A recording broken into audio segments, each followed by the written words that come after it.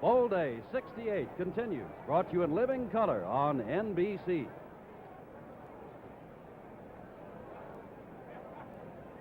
Hello, America. I'm Pat Taylor, queen of the 1968 Orange Bowl. Welcome to beautiful Miami, Florida, and the #1 game of today's triple hitter. You'll see two of the nation's best teams, the Sooners of the University of Oklahoma and the Volunteers of the University of Tennessee. You'll also see exciting pregame and halftime pageants here at the fabulous Orange Bowl. NBC Sports presents the 1968 Orange Bowl game. The Oklahoma Sooners versus the Tennessee Volunteers. Brought to you by the Savings and Loan Association Serving America, where over 43 million people keep their savings. By the people in your town who bottle Coca-Cola. Coke has the taste you never get tired of. By Pontiac and your Pontiac dealers. The people who are having an us versus them comparison sale. By United Airlines, fly the friendly skies of United. And by Salem Pilsner Cigarettes. Salem refreshes your taste. This is the Orange Bowl in beautiful Miami, Florida, where the temperature today reached 80 degrees at game time, 73 degrees. This will be a rematch of the 1939 Orange Bowl game, which the experts say was the making of this great bowl, Tennessee and Oklahoma. Tennessee won that ball game by the score of 17-0. The Sooners' vow tonight will be different. Hello, everyone. I'm Jim Simpson, along with Kyle Rote, former All-American and All-Pro halfback who, incidentally, still holds a bowl record, the longest punting average, back in 1949 that was, in the Cotton Bowl of 63.5 yards. But as far as this game is concerned, Oklahoma, winners of the Big 8 title, they are 9-1. And Tennessee winning its first Southeastern Conference championship since 1956, also 9-1. And Kyle Rote, their records are not all that similar with these two ball clubs. Well, that's true, Jim. Not only do the teams have similar offensive alignments, they have similar defensive alignments, too. Both quarterbacks, Tennessee's Dewey Warren passing to Richmond Flowers. Both quarterbacks have extremely fast men to whom they can throw the ball. Oklahoma's Bob Warmack passing to Eddie Hinton. He's a 9'7" man, whereas Flowers is 9'4", so there's a little bit of difference there. But the one matchup that I'm really looking forward to seeing tonight is Oklahoma's Granville Liggins, their middle guard, or what they call their nose guard, number 66. All-American, and he'll be right across the line from Tennessee's All-America center, Bob Johnson. He's number 54, so this is really going to be a real battle, I think. This is going to be a battle, and let's now check the schedules of Oklahoma and Tennessee this year, and also look at some of their players in action. For Oklahoma, we said they're 9-1. They lost only one. That was their third game of the year to rival Texas, 9-7, and the Sooners feel they should have won that ball game. They bumped off Colorado 23-0, and of course Colorado conquered Miami in the Bluebonnet Bowl. And Oklahoma, to get this far, has to have great ball players, and great ball players they do have. Kyle Rote. Well, one of their finest runners, of course, is number 22, Ron Schatz. He's a good-sized boy, and he gets some good help. He's about 200 pounds. You'll see him here. He's in the tailback spot there, taking the handoff. And either he or tailback Steve Owens, an extremely fine-looking sophomore, will be carrying the ball about 90% of the time. Schatz here, a senior, gained over 700 yards this season and 7 touchdowns. Here, quarterback Bob Warmack, as you can see, can throw the ball with extremely good accuracy. This one going to his strong side end, number 82, Steve Zabel. That was the one that beat Kansas in the final minute. And here you'll see Warmack and his ability to scramble. This one is against Iowa State. And if the Tennessee Vols expect to win the ball game tonight, this is one facet of the ball game. Warmack scrambling that they will have to contain. He's extremely good runner. And here's Oklahoma's fast wingback Eddie Hinton, number 33, taking this pitch out. Tennessee will also have to concern themselves not only with Hinton's running that you're watching here, but he's one of the best pass receivers, and they'll be having to cover him tonight. And the big man on defense for Oklahoma, middle guard Granville Liggins, a real All-American. Tennessee's All-American center Bob Johnson, as we mentioned, will have to worry about him tonight. And, of course, that is Oklahoma. Now for Tennessee, as we said, Southeastern Conference champions. They, too, have won 9 and lost 1. And their only loss of the season was in the only other night game they played this year. They lost to Gary Beban and UCLA by the score of 20-16. Then they had a week off and came back and rolled, Kyle Rote, winning 9 in a row to win this Southeastern Conference championship and come on to the Orange Bowl down here in Miami. And like Oklahoma, they have great personnel also.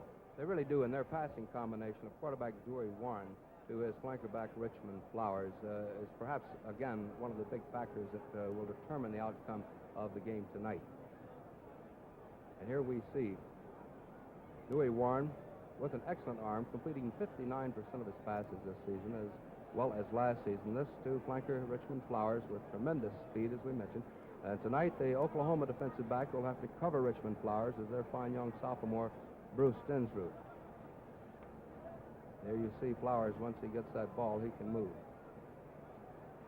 And along with Pickens and Chadwick in the backfield, Charlie Fulton, number 12, anchors down the Tennessee running game. And now look at Tennessee's All-American center, Bob Johnson, number 54. You see him maintaining that block, who, as we said, will really have a head-on battle with Oklahoma's Granville Liggins tonight. The numbers 2 and 3 teams in the country about to meet. Oklahoma taking the field, and no Orange Bowl is complete without the great pregame and halftime pageantry as put on by Ernie Seiler and his committee. So now let's go down to the field for the pregame pageantry and ceremony. Stand and remain silent as the Orange Bowl Committee presents its 1968 pregame pageant, This Is My Country.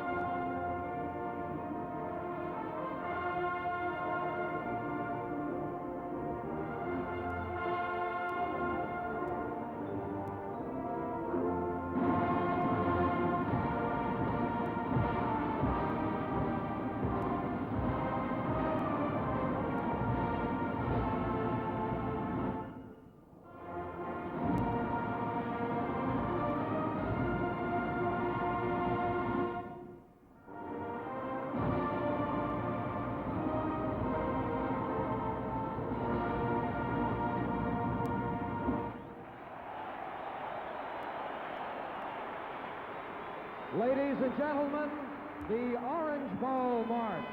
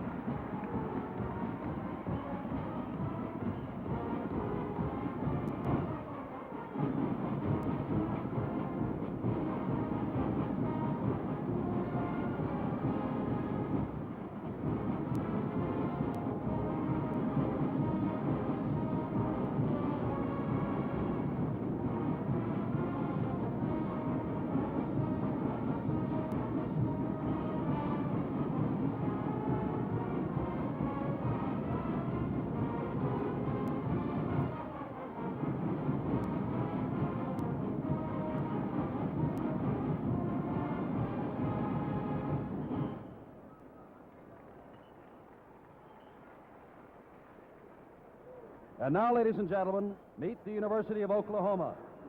Number 82, a sophomore, tight end from Thornton, Colorado, Steve Zabel. Number 73, a junior, offensive tackle from Columbia, South Carolina, in special education, Byron Bigby. Number 62, a sophomore, offensive guard from Shawnee, Oklahoma, Ed Lancaster. Number 50, a senior and center from McAllister, Oklahoma, in business education, Bob Craig. Number 52, a senior defensive linebacker from Pampa, Texas, in finance, Rick Goodwin. Number 77, a senior offensive tackle from Del City, Oklahoma, in business education, Bob Kalsu. Number 81, a senior defensive end from Burke Burnett, Texas, in political science, John Kohler.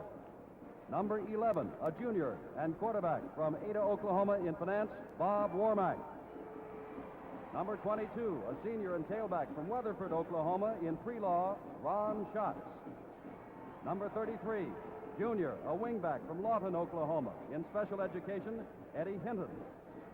Number 31, a senior and defensive back from Claremont, California, in business education, Bob Stevenson.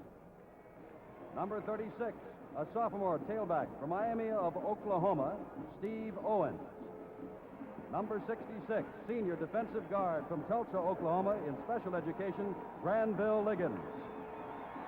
Number 43, senior linebacker from Euless, Texas, in physical education, the game captain, Don Trimmer, and the head coach of the University of Oklahoma's football team, Chuck Fairbanks. And now, ladies and gentlemen, from the University of Tennessee, number 81, a junior and defensive end from Knoxville, Tennessee, in business education, Jim McDonald. This is number 74, a junior defensive tackle from Greenville, Tennessee, in agriculture, Dick Williams. Number 75, senior offensive tackle from Pikeville, Tennessee, in education, John Boynton. Number 78, senior offensive tackle from Cedartown, Georgia, going for a BA degree, Elliot Grammage. Number 62, a senior offensive guard from Fayetteville, Tennessee, in education, Joe Grant. Number 65, a junior offensive guard from Humboldt, Tennessee, in engineering, Charles Rosenfelder. Number 54, a senior center from Cleveland, Tennessee, in engineering, Bob Johnson. Number 26, a senior defensive back from Tampa, Florida, in education, Albert Dorsey. Number 32, a senior monster man from Lafayette, Tennessee, in liberal arts, Jimmy Glover. Number 20, a senior tailback from Decatur, Georgia, going for his BA degree, Walter Chadwick. Number 34, junior fullback from Knoxville, Tennessee, also going for his BA, Richard Pickens. Number 22, a junior wingback from Montgomery, Alabama, in liberal arts, Richmond Flowers. Number 12, a senior tailback from Memphis, Tennessee, in business administration, Charlie Fulton. And number 16, the senior quarterback from Savannah, Georgia, in the School of Education, Dewey Warren. And the head coach for the University of Tennessee, Doug Dickey.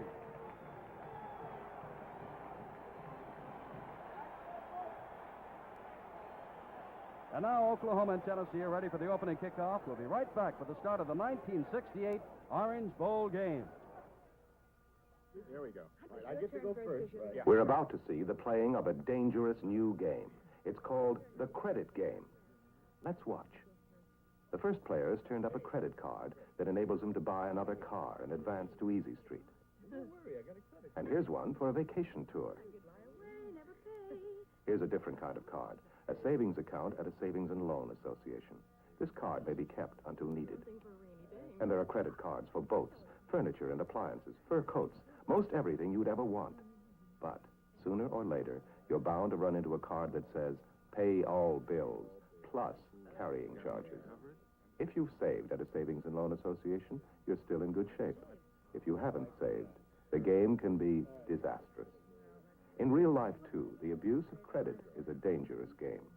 To win, you need a savings account at your nearby savings and loan association. Saving makes the difference. In the dark jersey, that's Oklahoma's Don Trimmer, the game captain. Number 43. As the flip of the coin comes, there are tri-captains from Tennessee, Don Boynton, Albert Dorsey, and Bob Johnson right there, receiving word from Pete Williams, the referee, that he has won the toss and will receive. So Oklahoma will kick off in this rematch of the 1939 Orange Bowl game.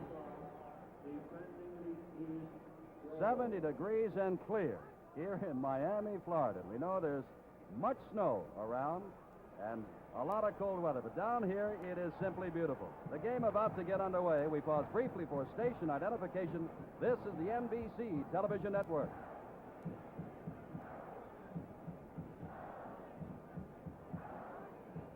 Oklahoma in the dark red jerseys, Tennessee, of course, in the orange across the way as they break out. And Kyle wrote, before they kick off, a word once more about the similarity of these two teams. Well, they both operate out of the I formation offensively. Defensively, you'll see them in a 5-2 and in a 5-3 with the monster man or free linebacker going to the strength of the offensive formation. Most of them play a zone in their deep secondary with their three deep men. Perhaps Oklahoma will go more with the man-for-man coverage than Tennessee, but they're very similar. The quarterback's throwing to very fast men, and we will get an opportunity now to see the first matchup of Oklahoma center Bob Johnson, All-American, against Granville Liggins, number 66, on middle guard, on defense for Oklahoma. Across the way is Baker, 48, as Vajon kicks off, and Fulton, 12, also deep. There is Baker at the 12-yard line for Tennessee as the Orange Bowl is underway, and Happy New Year to you. As Bill Baker comes across the 30-yard line, across the 40, and is dumped as he hits to the 45 and spills out to the 47-yard line. Knocked down there by John Kohler, number 81, the left defensive end, and Don Trimmer, the game captain, number 43.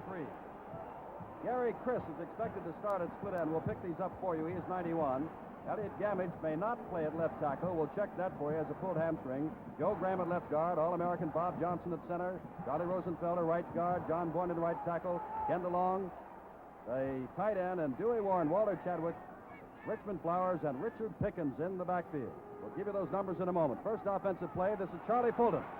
Fulton gets out across midfield and into Oklahoma territory.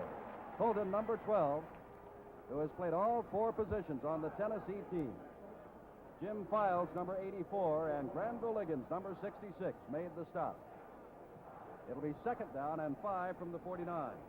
And John Kohler, 81, Dick Peso, 79, Granville Liggins, 66, John Titsworth, 78, Jim Files, 84, along the five-man forward wall. Wide to the left is DeLong. Long count by Dewey Warren on second down 5.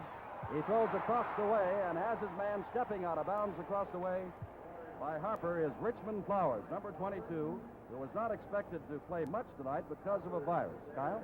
This is going to be the problem for both defensive units, but in this instant, Oklahoma, whether to come up and force Dewey Warren as he makes that option play, as he goes down the line, whether to keep it or to lateral it back to his tailback, in this case, Charlie Fulton. Most of the defensive units try to make the quarterback keep it rather than pitch it out. At least this is the Oklahoma defensive strategy. Third down 1. Warren calling signals, keeping the ball himself and trying for the first down. And we'll have to wait and see. Rick Goodwin, 52. Gary Harper, 45. Don Frimmer, 43, your linebackers. Bruce Densrud, 17. Steve Barrett, 35. And Bobby Stevenson, 31, your deep men. And this is fourth down and a half a yard to go. And very quickly, we'll see how Tennessee is going to play this game. They're sending in Weaver, their kicker, Herman Weaver, who has a 38.5-yard average, but only 24 of his 54 hold it. Weaver has not come in to do the punting. Oklahoma comes up quickly, and they're going to go for it, and they have got it by 20. Charlie pulled him down to the 34-yard line. The Oklahoma defense was getting set to receive the punt, but there was no kick. The Tennessee offense, Jim, is a little more difficult to scout than the Oklahoma offense. For example, Tennessee spreads their running out equally pretty much between their fullback and their tailback, whereas Oklahoma pretty much runs completely with its tailback. No score, early moments of the Orange Bowl. First down at the 35. Warren holding onto the ball. Running, he doesn't do that often, but gets down to the 29-yard line. Dewey Warren, who prefers to pass rather than run, and Don Frimmer, the right side linebacker, and Granville Liggins again combined to make the tackle. A gain of 6. It'll be second down and 4. Again, we see Oklahoma trying to make Dewey Warren keep that ball. John Kohler, number 81, their defensive end to that side, playing the left defensive end, comes out, makes Warren keep the ball and go back inside rather than make the pitch out. Harry Dalton goes wide to the left, 86. Richmond Flowers, 22 to the right. On second down 4, Dewey Warren loses the football, battle for it. Oklahoma has recovered at the 32-yard line. Jim Files, the defensive right end from Fort Smith, Arkansas, number 84, stops the drive. First and 10, Oklahoma. And Kyle, Oklahoma has been pushed around defensively, but still leads the nation against the scoring play. Well, that's the problem on that sprint option there. They either have to make up their mind quick, either to pitch it or to keep it. And that time, Dewey Warren was a little hesitant. Jim Files made a beautiful defensive play on it. Now for the first time, Oklahoma on offense. Bob Warmack, number 11, Eddie Hinton in motion, and the ball goes to the fullback. He goes straight ahead. Hold it, that's the tailback, Ron Schatz, the senior. And we'll say right here now that it's going to be the tailback most of the night. Ron Schatz and Steve Owens, before tonight, have carried the ball 366 times between them. Their fullbacks, Mike Harper and Rick Baldridge, have carried the ball between them only 37 times all year long. Joe Killingsworth, number 83, the split end comes wide to the left. This is Warmack holding onto the ball across the line of scrimmage, across the 40, across the 45, and knocked out of bounds as he hits to the 48.5-yard line. Running him out of bounds was number 26, the All-American Albert Dorsey. But it's first down, Oklahoma. And you know, Jim, to show you even further how little the fullback gets to carry the ball in the Oklahoma offensive philosophy, Warmack has carried the ball almost 100 times this season, and you combine that with the 366 times the other two tailbacks have carried it, and a fullback, if he weren't thick-skinned, could get an inferiority complex playing in that unit. Now this time, Zabel, 82, is split left, and Killingsworth, 83, split right. Hinton, the slot back, and Warmack hands off to his tailback, Schatz again, and Schatz gets down to the 46-yard line. A pickup of about 5 yards. It'll be second down 5. 11 minutes, 20 seconds to go. Bob Kalsu and Ken Mendenhall leading the way from their strong tackle and strong guard position. No score in this, the opening quarter. What really makes this Oklahoma offensive unit go is Bob Warmack's ability to run, because they run just almost a power slant off of either tackle to their tailback, but whether Warmack keeps it or not is a big problem for the defensive unit. Killingsworth wide to the right. Warmack keeping the ball, and a couple of yards he gets inside the 45, down to the 43. Jim McDonald, the defensive right end from Knoxville, Tennessee, number 81, made the tackle. This 1968 Orange Bowl game comes to you from the Orange Bowl in Miami, Florida, live in color, exclusively on NBC, and in 70-degree weather. Ball is on the 43-yard line, third down, and 2 yards to go. 10.5 minutes left, first quarter, no score. Joe Killingsworth, the sophomore from Oklahoma City, drops out to the right. Warmack, and that's Schatz again. Flag goes down as Schatz has the first down, but there's a flag down at the play at the 43. While we wait, as you can see, apparently Oklahoma is offside. You saw a list of our officials a little while ago. Now they're going the other way. They pointed toward Oklahoma, but Pete Williams is stepping it off against Tennessee. So it is offside Tennessee. In any event, Pete Williams of Miami, Florida, for those of you who follow service football, will remember what a great back he was at the Naval Academy in the late 40s. He is our referee tonight. First down inside the 40 at the 38-yard line of Tennessee. No score. Killingsworth wide right. Warmack faking the handoff. Now throwing. Has his man, Eddie Hinton, down to the 20-yard line, and out of bounds he goes. Another first down for Oklahoma. The big problem, of course, for the Oklahoma linebackers, or rather the Tennessee linebackers, trying to figure out whether the tailback Schatz has that ball. Warmack is doing extremely good handing. There you see number 33, Eddie Hinton, going out. He was playing the slot man there. The linebacker had to come up to try to respect the run, or the fake handoff to Ron Schatz. Wasn't in position to recover to defend against the pass. First down from the 20. Warmack hands to Schatz. Schatz hit in the backfield and still manages to pick up yards across the 20 and down near the 17-yard line. Mike Jones, the safety man, number 11, a sophomore, made the stop. Jim McDonald, 81. Steve Carroll, 70. Jimmy Hahn, 58. Dick Williams, 74. Vic Dingus, 80. Across the front line for Tennessee, Jack Reynolds, 64. Jimmy Glover, 32. Steve Connor, 57, the linebackers. Jimmy Weatherford, 30. Mike Jones, 11. Albert Dorsey, the All-American, 26. Your deep men. 2nd and 7 from the 18.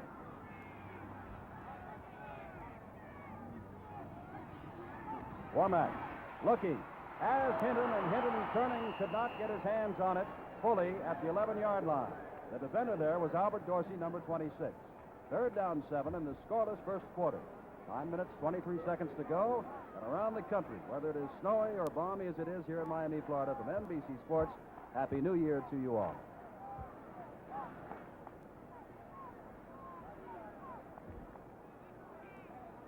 And if you're watching in color, what a brilliant show this is tonight in the Orange Bowl. Joe Killingsworth, 83, out to the left. Hinton is a flanker back, nearly with Killingsworth. In motion comes Schatz. Only one setback, and that's the fullback. Here's Warmack looking and throwing. Has his man hitting inside the 10-yard line. First down, Oklahoma. Mike Jones made the tackle, along with Albert Dorsey. And we might mention every time you see Ron Schatz, here we'll see that play again. There's Hinton, number 33, on that sprint out option. Warmack just standing up and hitting him. We might mention, anytime you see this Ron Schatz, number 22, the tailback, go in motion, almost 95% of the time it will be a pass play. Killingsworth wide to the right. First down and goal to go from the 7. Warmack faking the handoff, coming to the right, has running room. Hits for the end zone. Touchdown!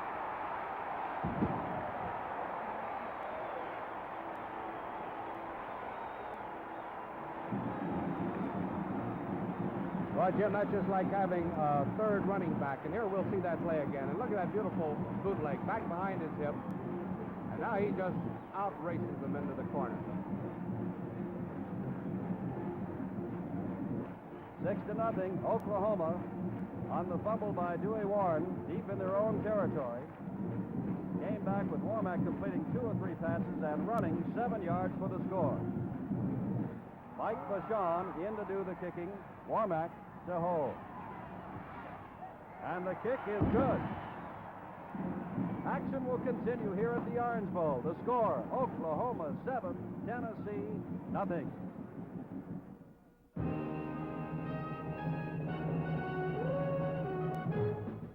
Wouldn't it be nice if you could take every bottle of Coca-Cola that you'll be having for the next 10 years and put them right here, just like this? And every time you opened a bottle, it would be icy cold, refreshing, and delicious. Well, that's the great thing about Coca-Cola. Every drink is refreshing and delicious, whether it's in an icy mountain stream or your refrigerator right at home. When you open a bottle of Coca-Cola, you can be sure of one thing. Coca-Cola has the taste you never get tired of. That's why things go better with Coke after Coke after Coke. So next time you come up thirsty, remember, Coca-Cola always tastes just the way this looks right now. Jim Simpson with Kyle Road before an estimated 77,900 fans. Oklahoma has taken the lead in the first quarter. Mike Vachon will kick off to Bill Battle. And Charlie Fulton. And he really kicks off. Fulton takes it in the end zone and decides to stay right there. 1st and 10, Tennessee on the 20. Tennessee took the opening kickoff and marched deep into Oklahoma territory. Warren fumbled. It was recovered by Jim Files of Oklahoma, and Warmack put him on the warpath, and it is 7-0 Oklahoma. We might point out one additional factor that will play an important role tonight. Each team has senior players who, I'm sure right at this moment, realize more than ever that they're playing their last game for their respective schools. A bit sad for them, but I'm sure a source of inspiration, too. Gary Dalton out to the left, Richmond Flowers to the right. Dewey Warren carrying the ball and picks up 6 yards out to the 26-yard line. The quarterback, and in talking to him, Rick Goodwin, the left side linebacker, made the stop along with Dick Peso, the left tackle. But in talking to Dewey Warren, he was asked by the press many times, would you rather run or throw? Tonight, thus far, Kyle, Warren has run more than he's thrown, and he said he'd rather throw. 2nd down 4 from the 26, 7-0 Oklahoma, 8 minutes, 10 seconds to go, still in the first quarter. Dalton wide right, Bowers to the left. Warren pitching out again to Charlie Fulton. He's got speed, but down he goes as he gets back to the 27-yard line. And that is Rick Goodwin, the senior from Tampa, Texas, 5'9", 194, the left side linebacker, who made the tackle. It'll be 3rd down and a long 3. They've got to get to the 30 for the first down. Number 17 in your picture is Bruce Stensrud. Number 81 there is John Kohler, 79, Dick Peso, 43 in the middle is the monster, or rather the linebacker, Don Primmer, on a big play for Tennessee. 3rd and a long 3. Warren passes and overshoots his man, almost intercepted by Bruce Stensrud, number 17. It's 4th down and 3. Intended for DeLong, who trots off the field along with Dewey Warren. The numbers 2 and 3 teams in the country. Tennessee, beaten only in its opening game by UCLA, and Oklahoma, beaten only by Texas. Back deep goes Eddie Hinton. Bruce Stensrud is up close. One of the up men, as the kicker Herman Weaver comes in. Weaver gets a very short kickoff. Fair catch called for by number 31, Bobby Stevenson, the senior from Claremont, California, at the 44-yard line of Oklahoma, where the Sooners, leading 7-0, will put the ball in play. So action will continue here at the Orange Bowl. The score is Oklahoma 7 and Tennessee nothing. Remember when cars had fenders that stuck out like this? And running boards like this? And funny-looking bumpers like this. So some cars are still pretty old-fashioned looking. Now, this is the most old-fashioned car we make. A Pontiac Tempest. Under here, a 175 horsepower overhead cam engine that moves on regular gas. In here, enough room for what it takes 2 of those to handle, and yet it's wide track, takes curves like a sports car. Doesn't make much sense to spend your time driving one of those when you could be driving one of these, especially now during Pontiac's comparison sale. Think about it. From the 44-yard line of Oklahoma, the Sooners, leading 7-0, will put the ball in play. A tremendous crowd on a colorful night, the third game of our NBC's New Year's Day tripleheader. Joe Killingworth, number 83, trots out to the right. Oklahoma has functioned all year without a major injury. They stay pretty constant in their lineups. And there again is their tailback, Steve Owens, who's come in for the first time. He's a sophomore from Miami, Oklahoma, who led the Big Eight in rushing, and they think the world of him. Steve Carroll, the sophomore right tackle from Chattanooga, number 7, he made the stop. And that is a companion play to the pitch out to Eddie Hinton coming around in motion. They hand it off to the tailback on that play, but there is also the option where Warmack can keep it, fake it to shots, and pitch it out to Eddie Hinton. 2nd and 8, Zabel is to the left, Hinton and Killingworth to the right. Warmack sprinting to his right. Blocker in front of him, aims and has Hinton all by himself, and he steps out of bounds on the 37-yard line of Tennessee. First down, Oklahoma.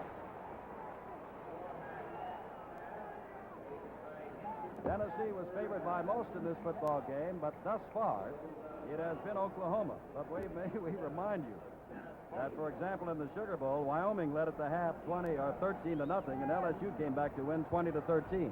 In the Rose Bowl, USC 14, Indiana 3. In the Cotton Bowl, Texas A&M 20, Alabama 16. First down from the 37. Warmack keeping the ball, hiding it nicely. Hinton again, and he drops the ball. Incomplete pass.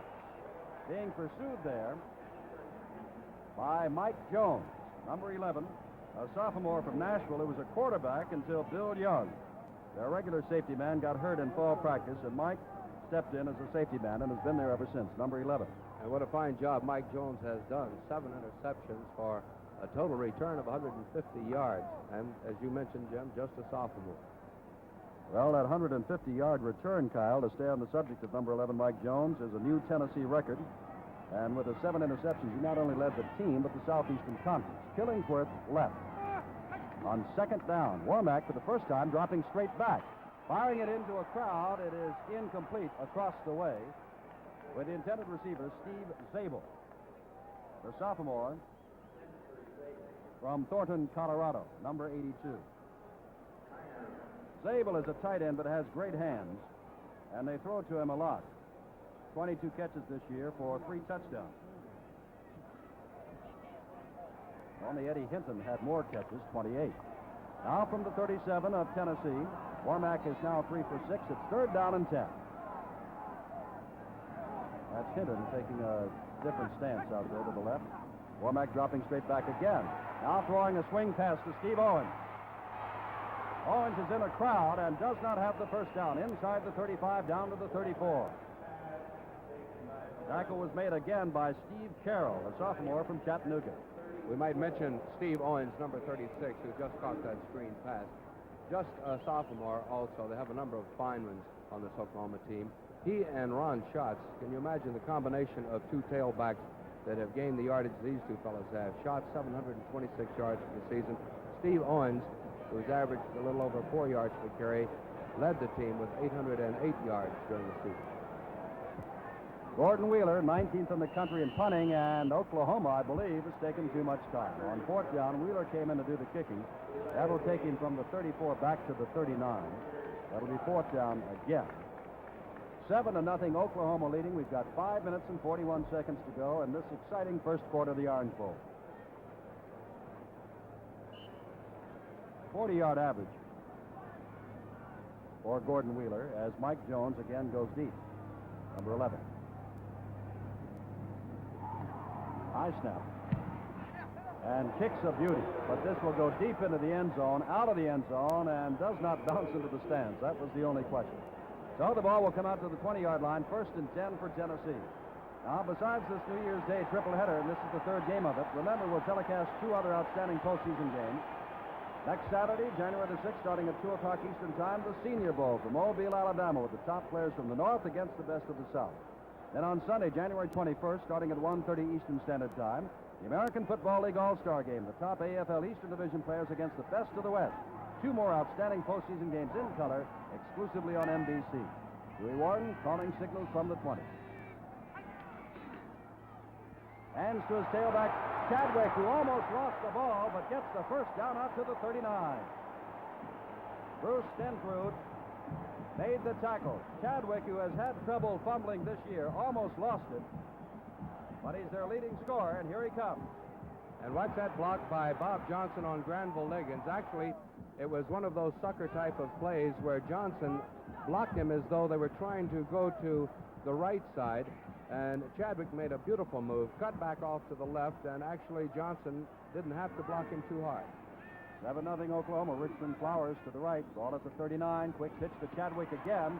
Chadwick this time is knocked down hard. Getting up is Dick Peso, along with John Titsworth. It was Titsworth who made the tackle on the right side there, the junior from Oklahoma, 6'3", 215, number 78. We might mention while you're watching them line up, keep your eye on that middle guard on defense for Oklahoma, number 66, Granville Liggins. And see how fast they can get and attack that offensive line, because this is going to be a big factor in who wins this ball game tonight. 2nd down and 9, and Warren drops straight back. Warren fires to Charlie Fulton. Fulton has great speed, and Fulton is out to midfield and near the first down. If they mark the ball at midfield, it will be a first down. And it is a first down for Tennessee. Charlie Fulton. Fulton, as we said, has played everywhere in this backfield this year, all 4 positions. 69 carries, almost a 5-yard average. 5'10", 180, a senior from Memphis, Tennessee. Richmond Flowers, who hopes to compete in the Olympics next year, number 22, goes to the left. Dewey Warren with the ball on his hip. Going long to Flowers. Back there is Barrett, along with number 31, Bob Stevenson. And 35, Barrett in your picture right there, is the junior safety man, and a good one. But he fell on his ankle last Wednesday in practice, and the question was, what kind of speed was he going to have tonight? 2nd down and 10. With Dewey Warren operating this Tennessee offense, for those of you interested in statistics, in 1965, he completed 55% of his passes, and in the last 2 seasons, 66 and 67, an amazing, Jim, at least I think, 59% of his passes. Bill Baker is in, resting Richmond Flowers as wingback. Baker, a junior from Jasper, Tennessee, number 48. He is flanked left. Dewey Warden hands the ball to Pickens as fullback, who picks up a couple of yards to the 48 of Oklahoma. 3 minutes and 20 seconds to go in the first quarter. 7-0. The Sooners lead the Volunteers. 3rd down. Now here is Bob Johnson centering there, blocking on. There you see a beautiful block put on Granville Liggins on that draw play. And that, as Kyler said, is what everybody's here to watch tonight. A lot of them realizing that Johnson is an All-American center, 54, Liggins an All-American middle guard, 66. Here's Warren on 3rd down, firing and overshoots his man. Downfield was number 91, Gary Chris, a sophomore from Oliver Springs, Tennessee, number 91. And to show you the respect that Tennessee has for Oklahoma's Granville Liggins, they put 2 men on him. You'll see the 2 men, the center and the right guard. The right guard, Charlie Rosenfelder. And when you have 2 men on you in that line, Jim, you can't expect to get through too often. Herman Weaver in to do the punting. Warren is 2 for 5 in the passing department. Eddie Hinton is deep. High kick. Hinton calling for the fair catch inside the 15 at the 13, where it'll be 1st and 10 for Oklahoma. Action will continue here at the Orange Bowl. The score is Oklahoma 7, Tennessee nothing. And now we return to our studios for this commercial message. Come on, girl. I think she's getting tired. My taste is pretty tired after that last cigarette. Try mine. Now, what's so special They're about different. Tastes great. Go ahead. Have a Salem. Have a Salem. See how Salem. Wait a minute. Stop and think. Is your taste tired out?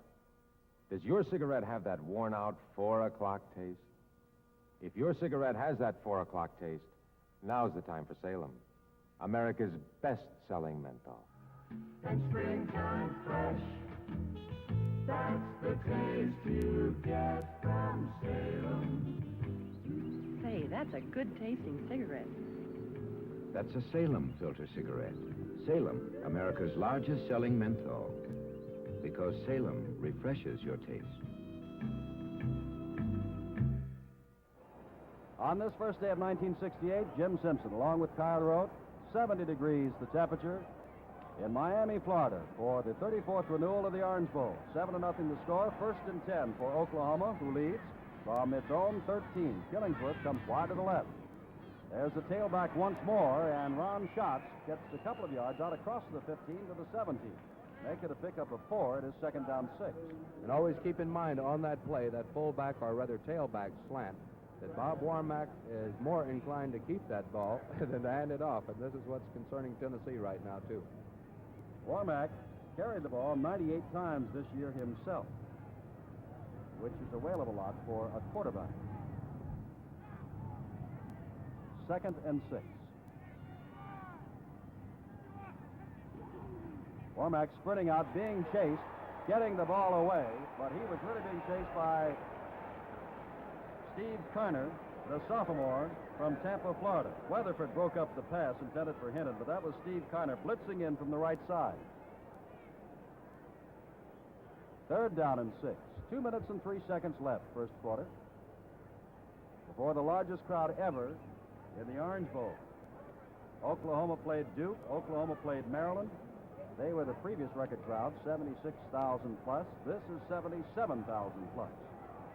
Killingsworth to the left. Zabel to the right. 3rd and 6. Big play for both teams. Warmack with time fires the ball and has the man across the way, and he has got the first down. Out across the 25 to the 27-yard line. Getting up, that is Zabel. Steve Zabel, the tight end and sophomore.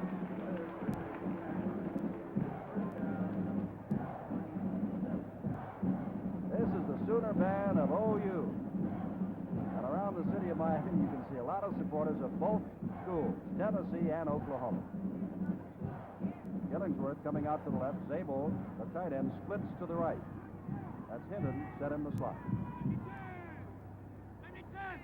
On first down from the 27, again, it is the tailback, Ron Schatz. And if you were not with us from the outset, we'll say one more time that Schatz and Owens, as tailbacks, carried the ball 366 times before tonight. The fullbacks combined only 37 carries. Steve Carroll, the sophomore right tackle, has been having a great night. Again, made the tackle, number 7. And with all of that slant, tailback slant running that they're doing, tremendous burden on these two tackles, Bob Chalsu and Byron Bigby, the offensive tackles, as well as the guards, Ed Lancaster and Ken Mendenhall. 2nd down and 6. Warmack keeps the ball, cuts inside, has the first down, steps around 2 men across the 40-yard line. Jones is after him, ducks under Jones, and he's finally dragged down by Albert Dorsey. First down at the 32-yard line of Tennessee with 30 seconds to go in the first quarter. And there's the Oklahoma rooting section, and there's Bob Warmack, the junior from Ada, Oklahoma. And according to Bob the other day, in Ada, they raise nothing but championship high school football teams, and that's where he plays. And here we see that play again, Bob Warmack, and there you see trailing back behind him, his flanker back, Eddie Hinton. He faked the pitch out, cut back, and now reversing his field. Coming in to make the tackle, Mike Jones and Jack Reynolds finally pulling him down. Now back live, Warmack back to throw, has his man inside the 30-yard line. Weatherford made the stop of Mike Harper, the fullback, as time has run out here in the first quarter. That's the end of the first quarter in this 1968 Orange Bowl game with the score, Oklahoma 7, Tennessee nothing. Would you like to go on a ski lift holiday? Let's grab some sky, you and I. Let's fly on a singing, swinging ski lift holiday. Grab some sky on a United Airlines ski lift holiday. You don't even have to ski to have yourself a snowball of a time. Get away from it all on a United Airlines ski lift holiday. Let's fly on a singing, swinging ski lift holiday. Final friendly skies. away from it all on a United Ski Lift holiday. All you need to ski and fly is a free United credit card.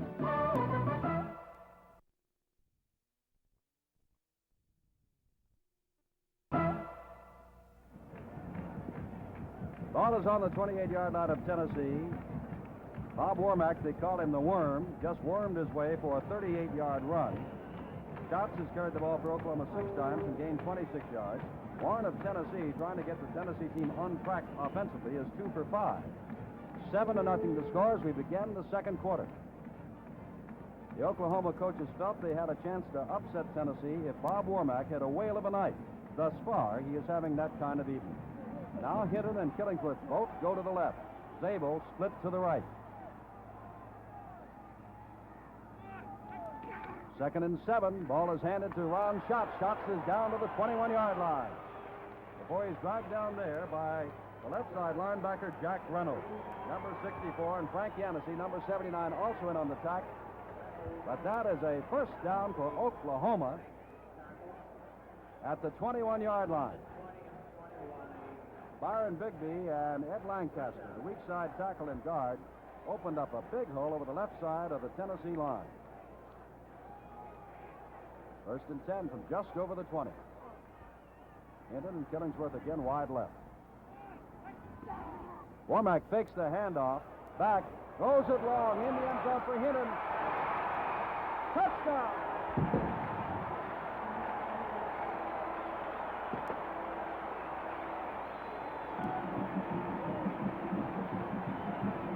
And here we see Hinton in the slot position. Coming off behind Killingsworth. Back into the corner. Number 32, Jimmy Glover, trying to defend on the play. Eddie Hinton, a 9-7 sprinter.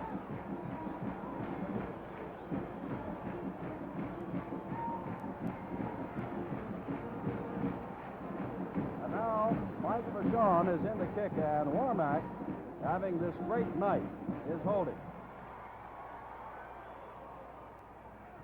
Vachon's kick is no good off to the side. Action will continue here at the Orange Bowl. The score, Oklahoma 13 and Tennessee nothing. Hey, mister. Want a savings suggestion? When you're paying your monthly bills, did you ever think of paying yourself? Sure. What you have to do is decide how much you want to save. 5% of your take-home pay is about average. Then each month, write out a check for that amount and put it into your savings account at your Savings and Loan Association. Why a savings and loan? Because they're the specialists in saving.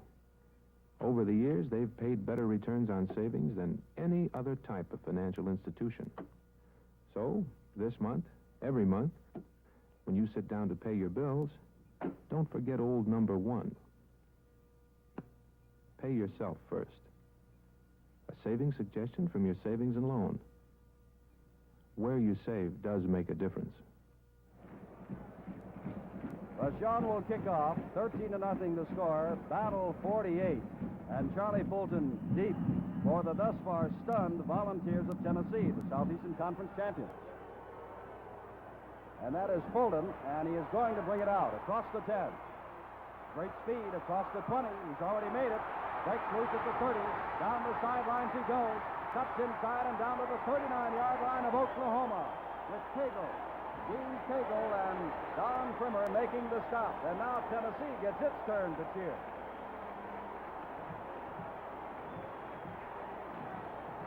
Here we see Charlie Fulton heading up to the right side. And he's going to pick up a great block here by Terry Dalton, number 86. Right there. Well, the experts said this could be one of the highest scoring Orange Bowl games in history. We shall see. Dalton comes to the left. From the 39 of Oklahoma, Fulton is in at quarterback and hands the ball off to Chadwick, his tailback. Dewey Warren has been replaced for the moment by Fulton, who just returned that kickoff and has been playing tailback until now. The ball is on the 34-yard line. It'll be 2nd down and 5. Young coaches Doug Dickey, 35 of Tennessee. Chuck Fairbanks, 34 of Oklahoma.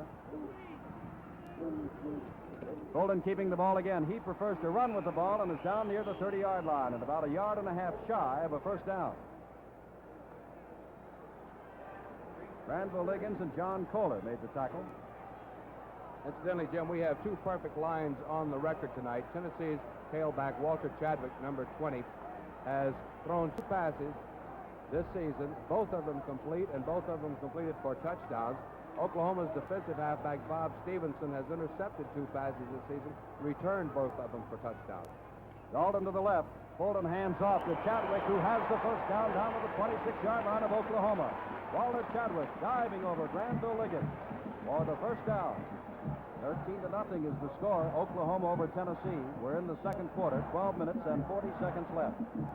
Largest crowd ever in the history of the Orange Bowl, which dates back now 34 years. Richmond Flowers, 22 out to the right. Dalton, 86, comes left. Bolden hands to Chadwick again, and Chadwick is bounced back by Rick Goodwin, the left side linebacker, number 52 from Tampa, Texas. Gets down to the 25-yard line.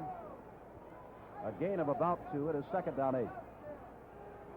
Other games today, the Sugar Bowl, LSU 20, Wyoming 13. Cotton Bowl, Texas A&M 20, Alabama 16. Rose Bowl, number 1, USC 14, Indiana 3. O.J. Simpson had a great day. And Indiana played very well.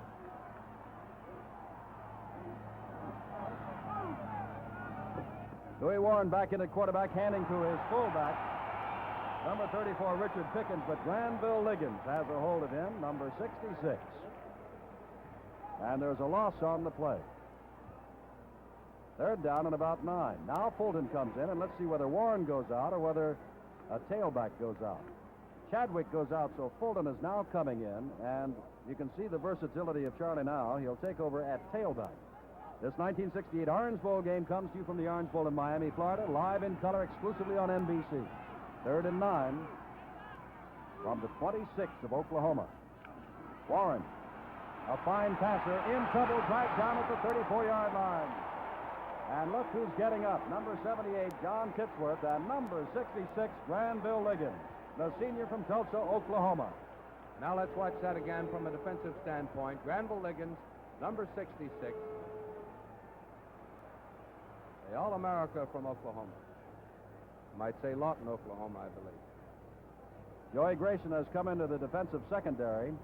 And now, Karl Kremser, born in Germany, never kicked a football before February of this year, but quite a field goal kicker now will try one from the 41. This means a 51-yard field goal attempt.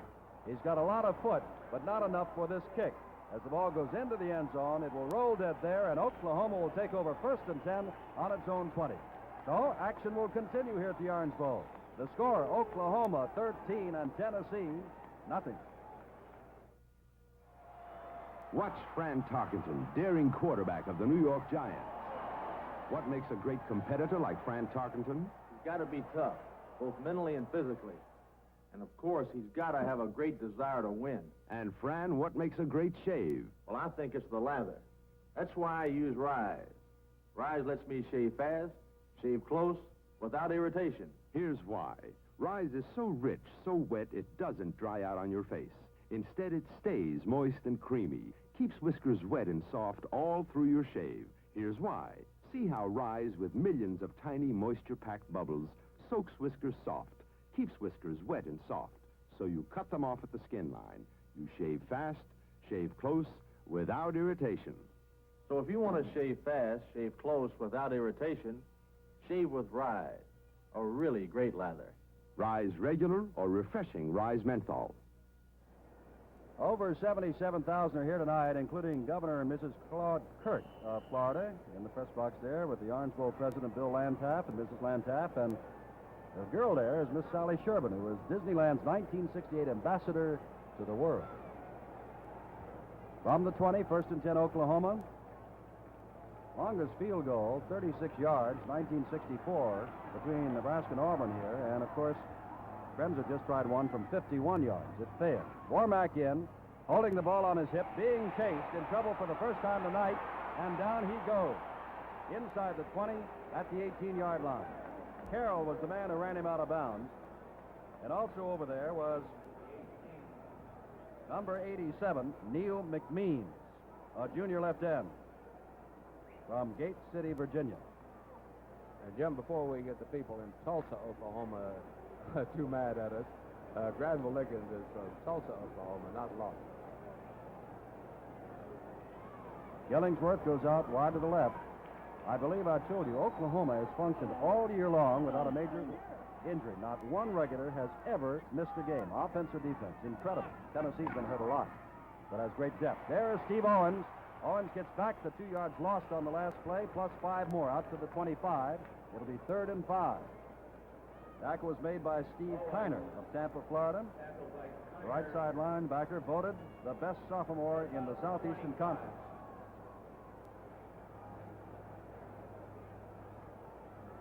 You know, it might seem a little difficult to screen off of this I formation, although it really isn't.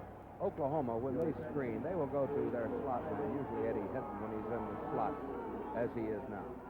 3rd down 5. Warmack has set up 1 touchdown and thrown for another. Now with the ball, being pursued and dragged down, that is Jack Reynolds and Steve Kiner, the 2 linebackers, 64, 57, along with Neil McMeans, 87.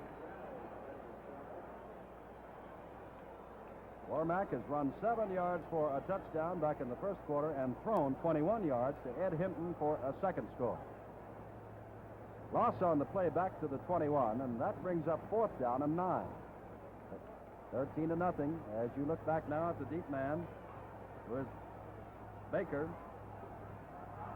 Bill Baker, the junior from Jasper, Tennessee. In to do the kicking is Gordon Wheeler. Wheeler kicks from his own 12 and hits one high. Baker fading back inside his 30 to the 28. Downfield, Oklahoma very quickly and swarming down at the 30-yard line. Setting up is Byron Bigby, the weak side tackle, number 73. Now, don't forget those 2 NBC Golf exclusives coming up next month in February. The Bob Hope Desert Classic from Palm Desert, California, followed 1 week later by the Andy Williams Golf Tournament from the Torrey Pines Golf Course in San Diego. And then in March, a special golf tournament from the La Costa Country Club. And we'll be telling you more about that one in the weeks to come. Golf on NBC, a very special thing. From the 30. Tennessee trailing by 2 touchdowns. Fulton again in as the quarterback hands to Chadwick, who gets 5 yards out to the 35. Warren now coming in.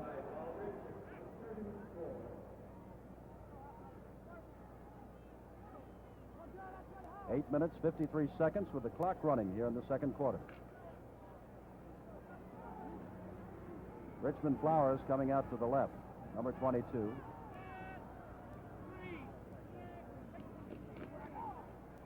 That is Fulton still at quarterback. And that is Chadwick with the ball across the 40 and out to the 49-yard line.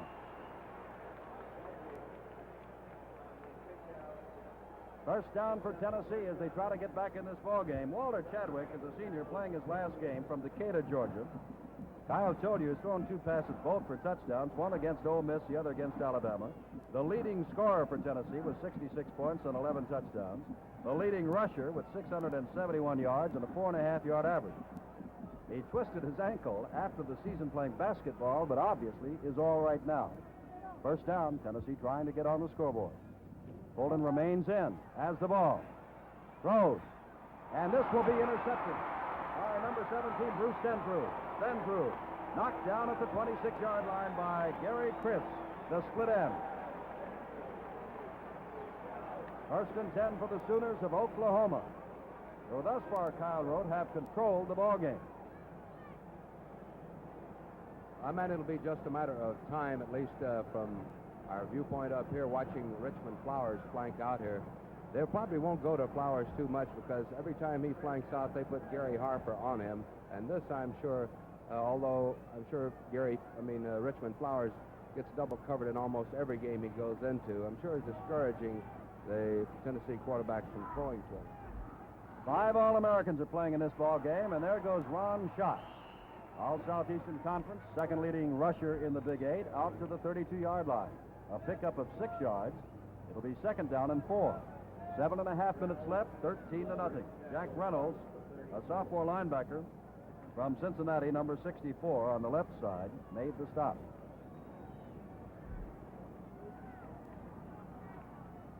On the near side, of course, is the Oklahoma coach, Chuck Fairbanks. As Warmack hands off again to Ron Schatz, who gets out across the 35 to the 37.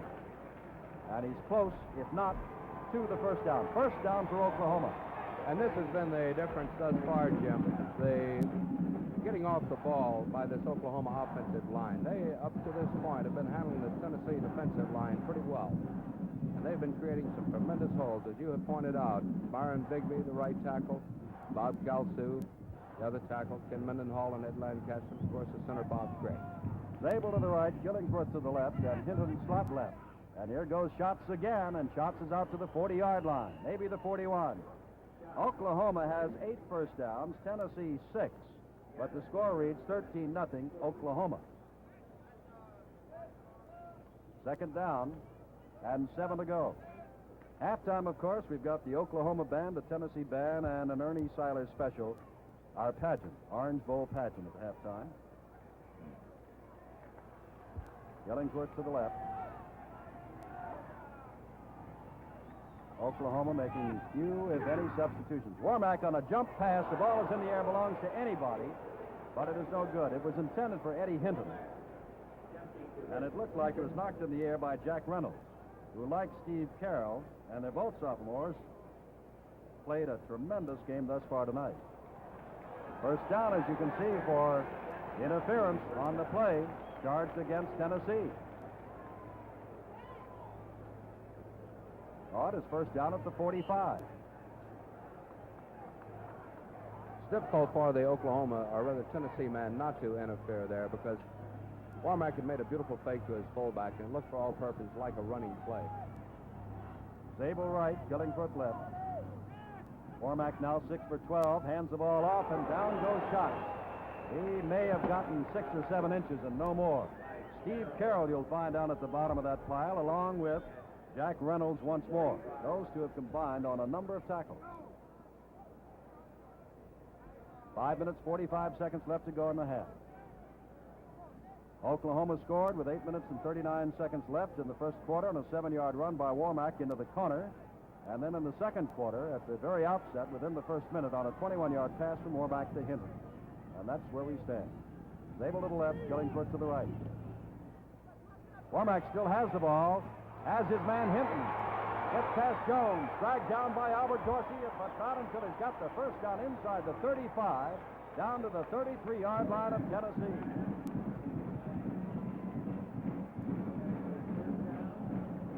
Owens comes in for Schatz. There's Eddie Hinton, and here he is again, Kyle. And here is Bob Warmack, number 11, and he makes some beautiful faking in that backfield. And there you see number 33, Eddie Hinton, going across field. Eluding number 11, Mike Jones, finally brought down by Albert Dorsey. Tennessee, number 2 in the country. Oklahoma, number 3. Warmack on a quick count. Holds on to the ball, fakes the pitch back. Jack Reynolds makes the stop after he gets inside the 30. Another long gain for Bob Warmack, the junior from Ada, Oklahoma.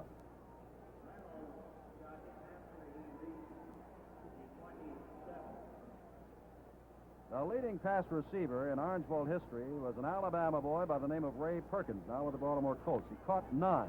Hinton has already caught 5. And there's Warmack's record, 7 for 13. Second and 3. And that is Owens holding for the first down. Carroll down at the bottom, but Steve Owens simply went over the top. And it's first down, Oklahoma. And, you know, we talked about Dewey Warren's pass completion percentage being 59%. Bob Warmack doesn't do bad in that department himself. This season, 53% of his passes completed. Tennessee, their 3rd consecutive year in a bowl game under young Doug Dickey. They won the other 2 in the Bluebonnet and in the Gator, and now they're trailing Oklahoma. That is Hinton in motion.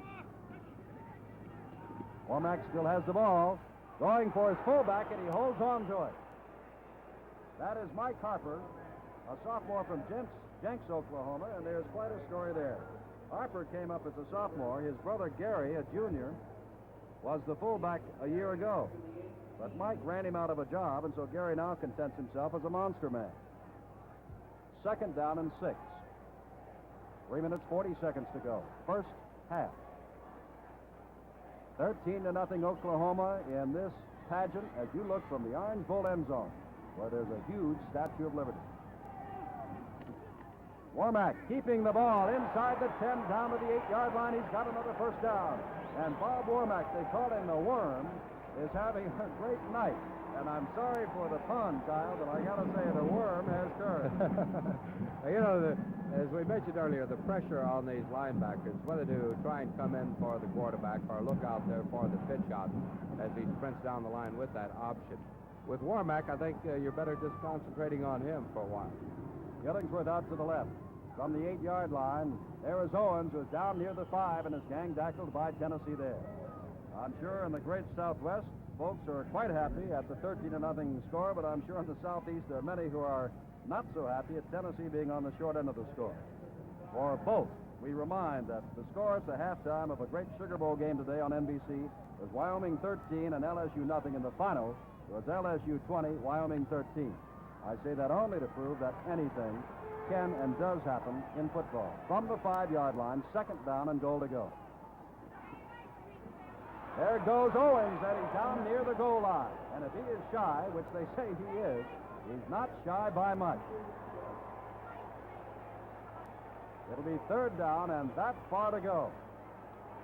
Here's something interesting, Kyle, because the fullback, normally the man many teams call on in this situation, hardly ever carries the ball in the Oklahoma offense. Let's see what happens. With the way their tackles and guards are driving out off of that ball, it really doesn't make much difference, I think, at this point. They give it to Owens, touchdown.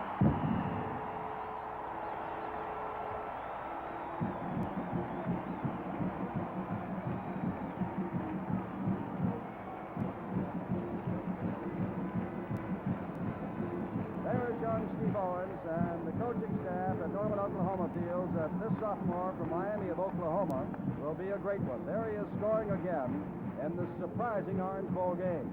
Not surprising that Oklahoma is out in front, but by the amount of points they have managed to stack up here in the first half.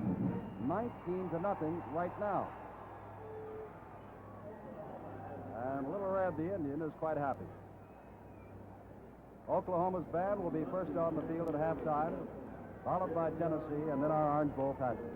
And Jim, you know, we've talked about and used so many superlatives connected with the players.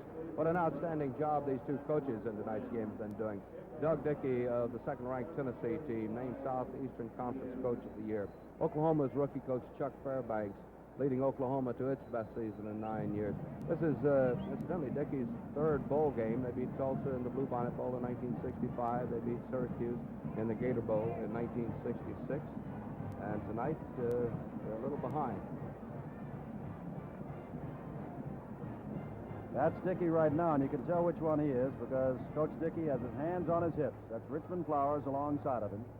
On Friday, January the 12th, be sure to see the nighttime premiere of NBC's hilarious game show, The Hollywood Squares. Wally Cox, Charlie Weaver, Abby Dalton, and the whole gang will be there, along with host Peter Marshall. Join them on The Hollywood Squares, premiering Friday, January 12th at 9:30, 8:30 Central Time here on NBC. That is young Chuck Fairbanks, the coach who took over after the tragic death of Jim McKenzie last spring and has guided this team to a 9-1 record and a 19-0 lead over Tennessee in the Orange Bowl, and a young team of sophomores and juniors. And honored as the freshman coach of the year, I believe, or rookie coach, whatever they call it, among all of the first-year coaches in the country at major colleges. Having missed an extra point, Oklahoma now chooses to go for 2 on this particular touchdown. There's Warmack fading one, and as Harper, his fullback, for the 2 points. And Oklahoma jumps out in front by the score of 21-0. Action will continue here at the Orange Bowl, and hold on as there's a flag. Hold on, there's a flag down at the 3. Pete Williams has come in. The referee has the football. And obviously it is against Oklahoma, or else they would have refused. That is marching off 5 yards. or illegal motion on the play. Now Warmack is staring over at Coach Fairbanks to see whether or not he should still go for the 2. Fairbanks has turned his back on him. And they've decided to go for the 2 once more.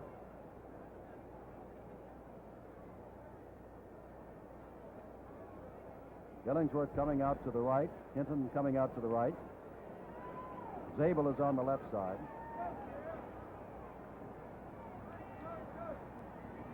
In motion, that is Owens, and as Kyle showed you, that usually means a pass, and that's exactly what they're going to do. But all the time in the world, and now he's run out of time. Warmack on the move, and does not get it. Just knocked down across the way. Nick Showalter, number 88, over there to knock him down. A junior defensive end from Kingsport, Tennessee. And so the conversion attempt is no good.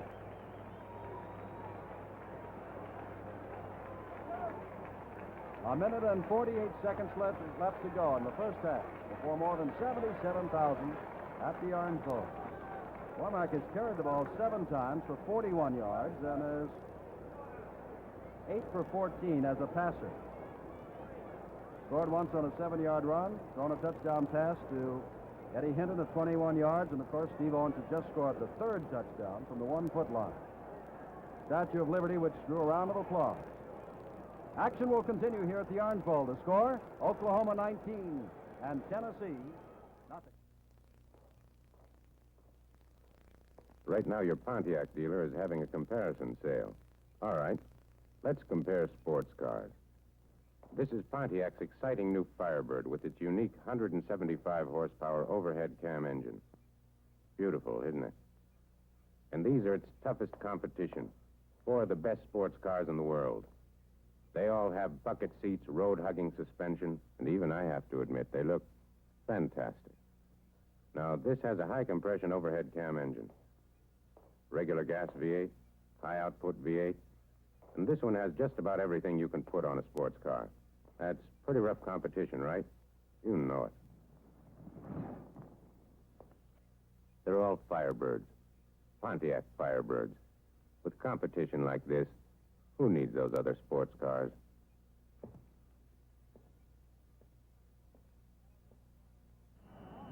Jim Simpson with Kyle Road at the Orange Bowl as Vachon will kick off again. A low kick this time. Richmond Flowers is there. He is the Olympic hurdle prospect, remember, has great feet, but down he goes. With number 17, Bruce Denfrew, a sophomore from Dallas, Texas, putting the tackle on him inside the 25, down, well, a mark it just at the 20. We pause briefly for station identification. This is the NBC television network.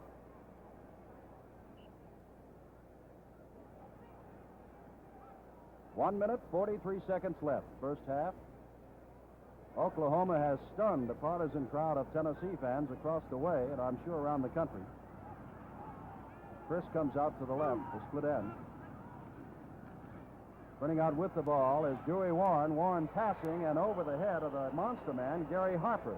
It was intended for Gary Chris, the Oliver Springs, Tennessee sophomore, number 91. A good pass defense on the part of Oklahoma's Bob Stevenson and Gary Harper, number 45, who, as you aptly call him, the monster man, moves around to the strength of the formation. And it's one of the unique positions. He has to be somewhere in between a linebacker and a defensive halfback physically, strong enough to come up and meet the run, agile enough to drop back into pass coverage. Linebacker stepping in. Pass over the middle and caught. And Richmond Flowers had his knee hit the ground, and that's why he simply stopped as he did. But it's a first down with a minute and 25 seconds showing, and the Volunteers try to get on the scoreboard. And Tennessee is called timeout, Kyle. And here we see Flowers, number 22, going downfield, just bending across the middle, catching the Oklahoma defensive unit into a zone. 1 minute, 23 seconds to go as they're marking time on the field. And action will continue here at the Orange Bowl. The score, Oklahoma 19, Tennessee nothing.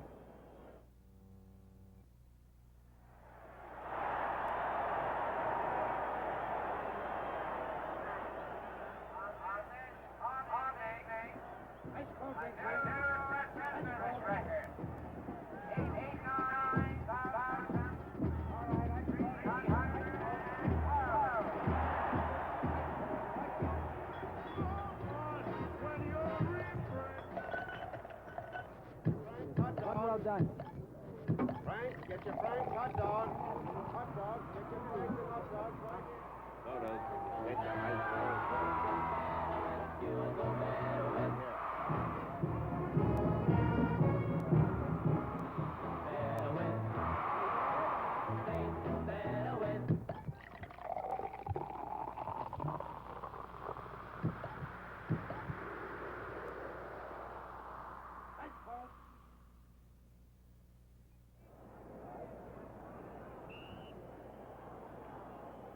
When we came on the air, we said the temperature was 70. We have since checked once more, and it is 72 degrees. Brisk to the left, Flowers to the right. Dewey Warren dropping back. Lots of time. Sending it long downfield, and it is intercepted by Steve Barrett. There's the junior from Artesia, New Mexico, that we told you was hurt. It was intended for Kenny DeLong, as Barrett was in a practice last Wednesday at the Miami field and suffered an ankle injury, and they were questionable whether or not he would play tonight. He has, and he is intercepted. That is his 7th interception of the year. The ball is on the 7-yard line, and again, Oklahoma has come up with a big play. And Warmack trots into your picture now. 1 minute, 14 seconds left. 19-0, Oklahoma. And now Oklahoma is going to call timeout. The Sugar Bowl today, Wyoming led at halftime 13-0, but LSU beat them 20-13, and Wyoming was threatening as the gun went off down inside the 5. The Rose Bowl with O.J. Simpson having a great day, defeated Indiana. Indiana University held in there but lost 14-3. Cotton Bowl, Texas A&M, as the pupil, Gene Stallings, beat the teacher, Paul Bear Bryant, 20-16 over Alabama. Don't forget, following tonight's Orange Bowl game, to stay tuned for Bowl Day 68 with Pat Hernan for highlights of all of those actions of the Rose Bowl, the Sugar Bowl, the Cotton Bowl, and, of course, this game, the Orange Bowl. That's Bowl Day 68, immediately following, in color and exclusively on NBC. Ball is on the 7-yard line, first down 10. And what a sight. The Orange Bowl in Miami, record crowd. Oklahoma, this is their 7th appearance in the Orange Bowl. They've won 4 and lost 2. Warmack hands off to his tailback, Steve Owens, who gets out across the 10. And again, time is called by Tennessee this time, Kyle, as they would like to get the ball with some time left. Well, obviously, with the time running out there, they must conserve it, hopefully to stop Oklahoma in downs and force them into a punting situation. And Oklahoma's punter, although he hasn't gotten off any tremendous ones tonight, he still has a respectable 40-yard average. Incidentally, talking about punting averages, with the new rule in college football this year, requiring the interior lineman to stay on the line of scrimmage until that ball is kicked, a good long punt really isn't that helpful if they're going to return it 40 and 50 yards as well. So there's really not a necessity for a long punt too much, just a good high one. Gillingsworth comes to the right. I think I said Owens carried last time. It was Schatz, but this is Bobby Warmack with Schatz out in front of him to block, and down goes Warmack as he gets out to the 15-yard line. With his arms around him, again, is Jack Reynolds, along with Jimmy Weatherford. And again, Tennessee would like to stop the clock with 59 seconds to go. They've got another timeout left. Weatherford, who just made the tackle, comes from Dalton, Georgia, as we said. And the Tennessee coaching staff thinks so much of him that when they played Alabama, and of course they defeated Alabama, Weatherford was the man assigned to the All-American Dennis Holman of Alabama and did quite a job. In that same game, Albert Dorsey, the right cornerback, intercepted 3 balls, all in the 4th quarter, returning 31 yards for a touchdown, and that was his birthday present to himself. But Tennessee's got a lot of talent, far from being out of this game. Warmack holding on to the ball and gets out near the 20-yard line and near a first down. And has the first down for Oklahoma. 53 seconds to go. And again, as you can see, Pistol Pete Williams calling timeout for Tennessee. And for most purposes, the timeouts that they have called are now, they're not gambling now to hold them, I wouldn't think, with just 53 seconds left. They're now calling the timeout to hopefully get a fumble, to effect a fumble on the part of Oklahoma. Because it looks like with 3 downs to go, plus a kicking down, that they should be able to run the clock out at this point. 19-0 the score. There's Oklahoma, Big 8 champions, 9-1 record. Facing Tennessee, the Southeastern Conference champions. 9-1 record. Last time they played in the Orange Bowl, they said was the making of this great classic, and Tennessee won that one 17-0 back in 1939. There is Schatz again out to the 21-yard line. Steve Kiner made the stop with 45 seconds to go. And speaking of that 1939 Orange Bowl, Bob Woodruff, the athletic director at Tennessee, and George Capigo, one of the coaches, were players on Tennessee in that bowl game. 34 seconds to go. Clock, remember, continuing to run as Tennessee has run out of timeouts. Illingsworth to the right. Zabel to the left. Bob Warmack talking to his fullback, Harper. Warmack holding on to the ball, and that should be the last play of the first half. Steve Carroll of Chattanooga, Tennessee, number 70, again made the tackle as they'll count this down to halftime here at the 34th Annual Orange Bowl. And the Sooners go to the dressing room, leading the Volunteers of Tennessee by the score of 19-0. And very quickly, onto the field in the end zone comes the Oklahoma Marching Band, the pride of Oklahoma, under the direction of Dr. Gene A. Broad.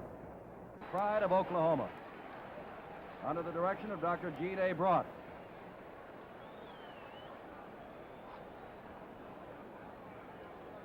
And bands, remember, get just as fired up as football teams, and I'm sure that the Sooner Band is feeling pretty good right now at halftime with the score 19-0. After Oklahoma comes on, we'll have Tennessee, and then, of course, as we said, our Orange Bowl pageant. If you have never seen a halftime of an Orange Bowl before, stick with us. This is something to see. And if you have color, which I hope you do, you are the envy of your neighbors because it is brilliant. Here comes the pride of Oklahoma, University of Oklahoma Marching Band. Now, the featured twirlers are Miss Mary Ann Burke from Waterloo, Iowa. She's the 1964 National Baton Twirlers Association champion of the United States and Canada. Miss Sheila Chambliss, the Texas State champion. And a freshman from Mount Vernon, Ohio, Dick Antill, the 1967 World's champion and voted the outstanding twirler at the 1967 World's Fair. The drum majors, Louis Gray of Dell City, Oklahoma, and Doug Monroe of Ann Arbor, Michigan, as the Oklahoma Band now presents a show entitled Designs in Marching.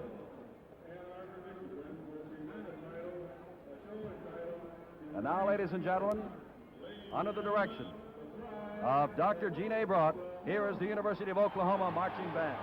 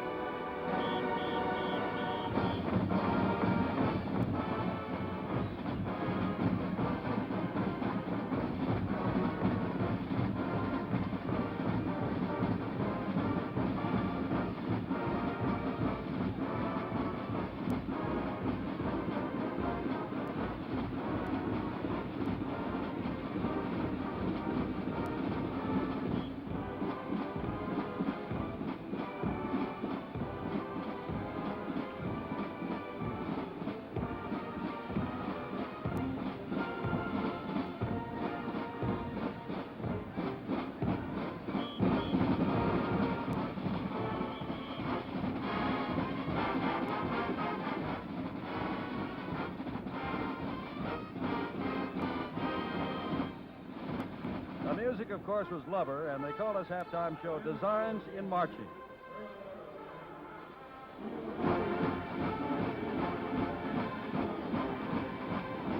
And this is the Washington Post March.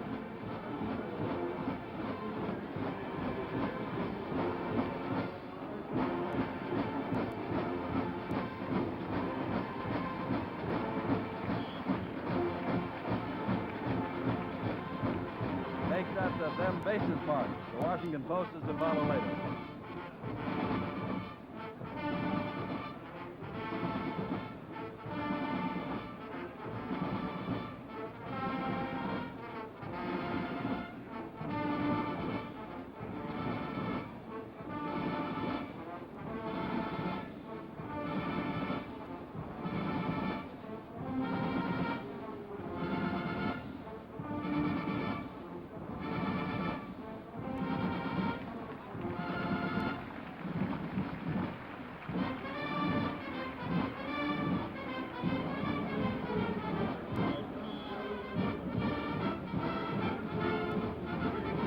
now the Washington Post March by John Philip Sousa. The announcement being made is that a John Philip Sousa stage is to be built in the John F. Kennedy Center for Performing Arts. And it is being helped along by contributions by the American Bandmasters Association. And of course that includes those in charge of colleges and high school bands across the country.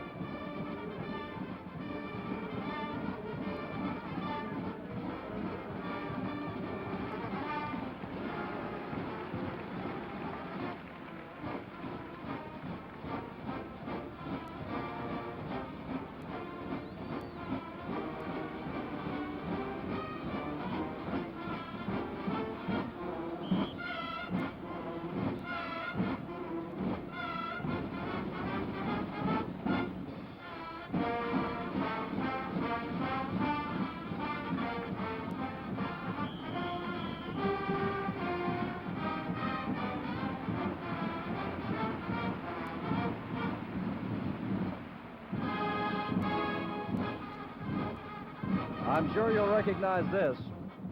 Sounds like the circus, doesn't it? Barnum and Bailey's Favorite March is performed by the Oklahoma Marching Band.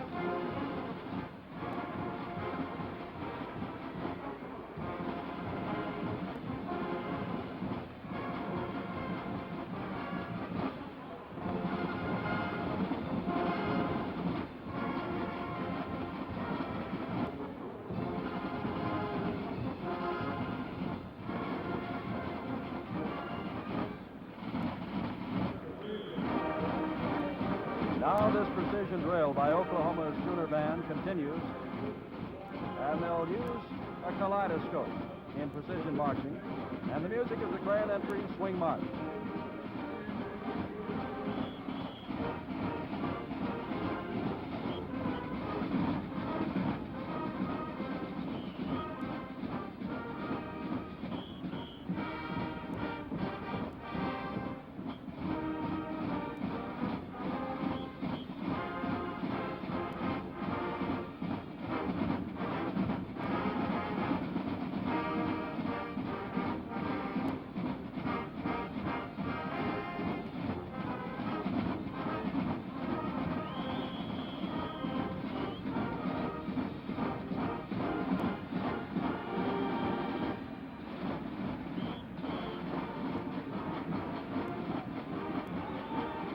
Now OU, Oklahoma University, being formed by the band, and they'll march off to the music of Boomer Sooner. And they'll get a roar here tonight because Oklahoma leads Tennessee 19-0 at halftime.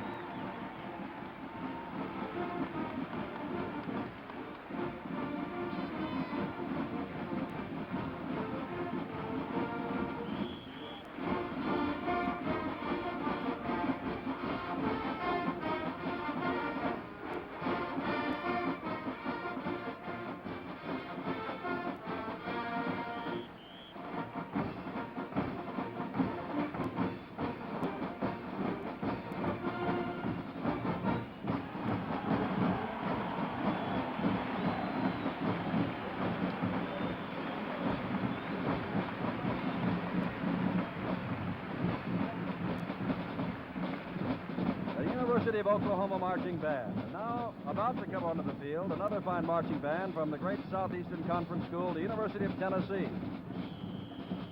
And by the way, the University of Tennessee Band, to show you how far back this goes, was organized immediately after the Civil War, when the university reopened. Since that time, their enrollment in this band has grown to more than 300 students in all of the bands from all of the colleges at the university. And of course, there are 8 conferences, or 8 colleges rather, spread around the state of Tennessee. And here comes the drum major of the Tennessee Band, Mr. Steve Singleton. The director is Dr. W.J. Julian.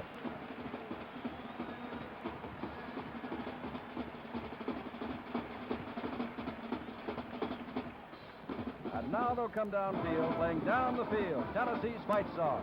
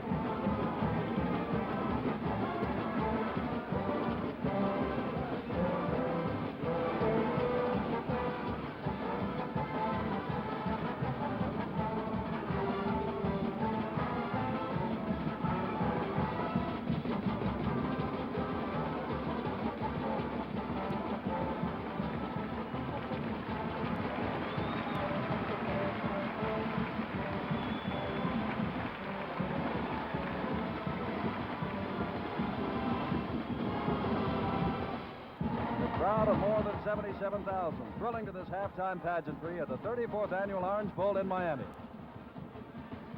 And now the music of the magnificent men in their flying machine.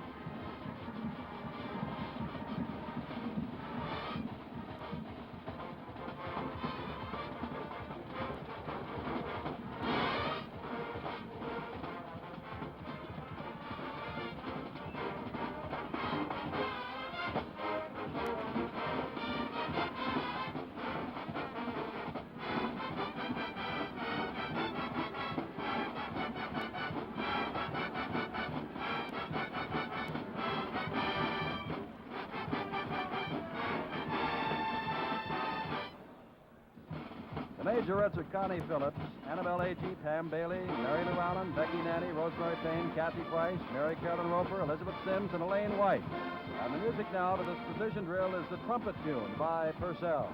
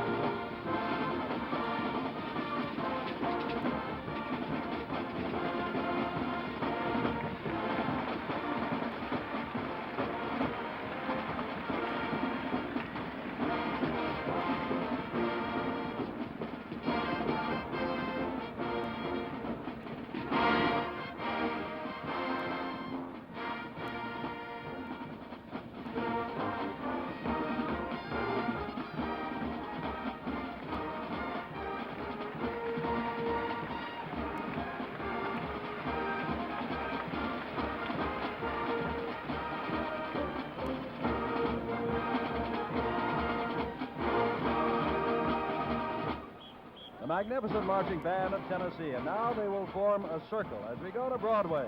And the Pride of the Southland Band will present a circle drill to the Broadway music of Cabaret.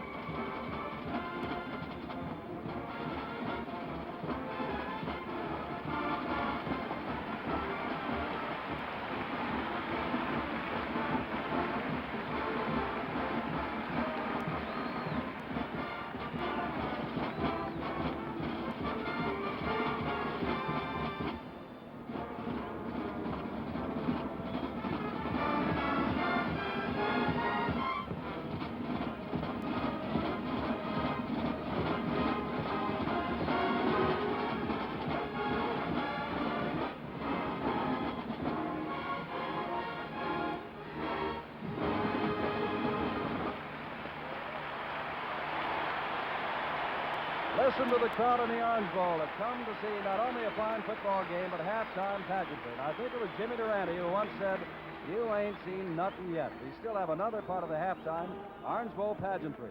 And at the end of the field is the Statue of Liberty, and the Tennessee Band will now thrill the crowd with a concert presentation, the Battle Hymn of the Republic.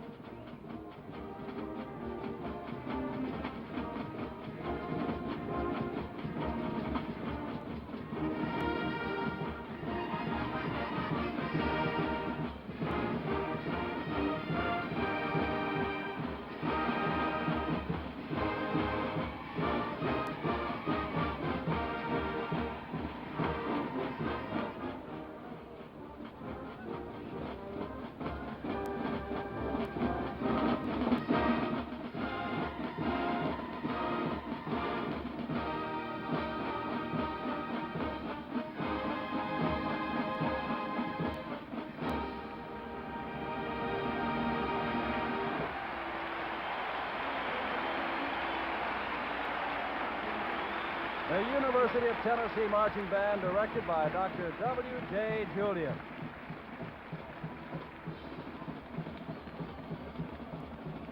And the fabulous halftime activities will continue from the Orange Bowl after this pause for station identification. See The Evil of Frankenstein in chilling color Tuesday night.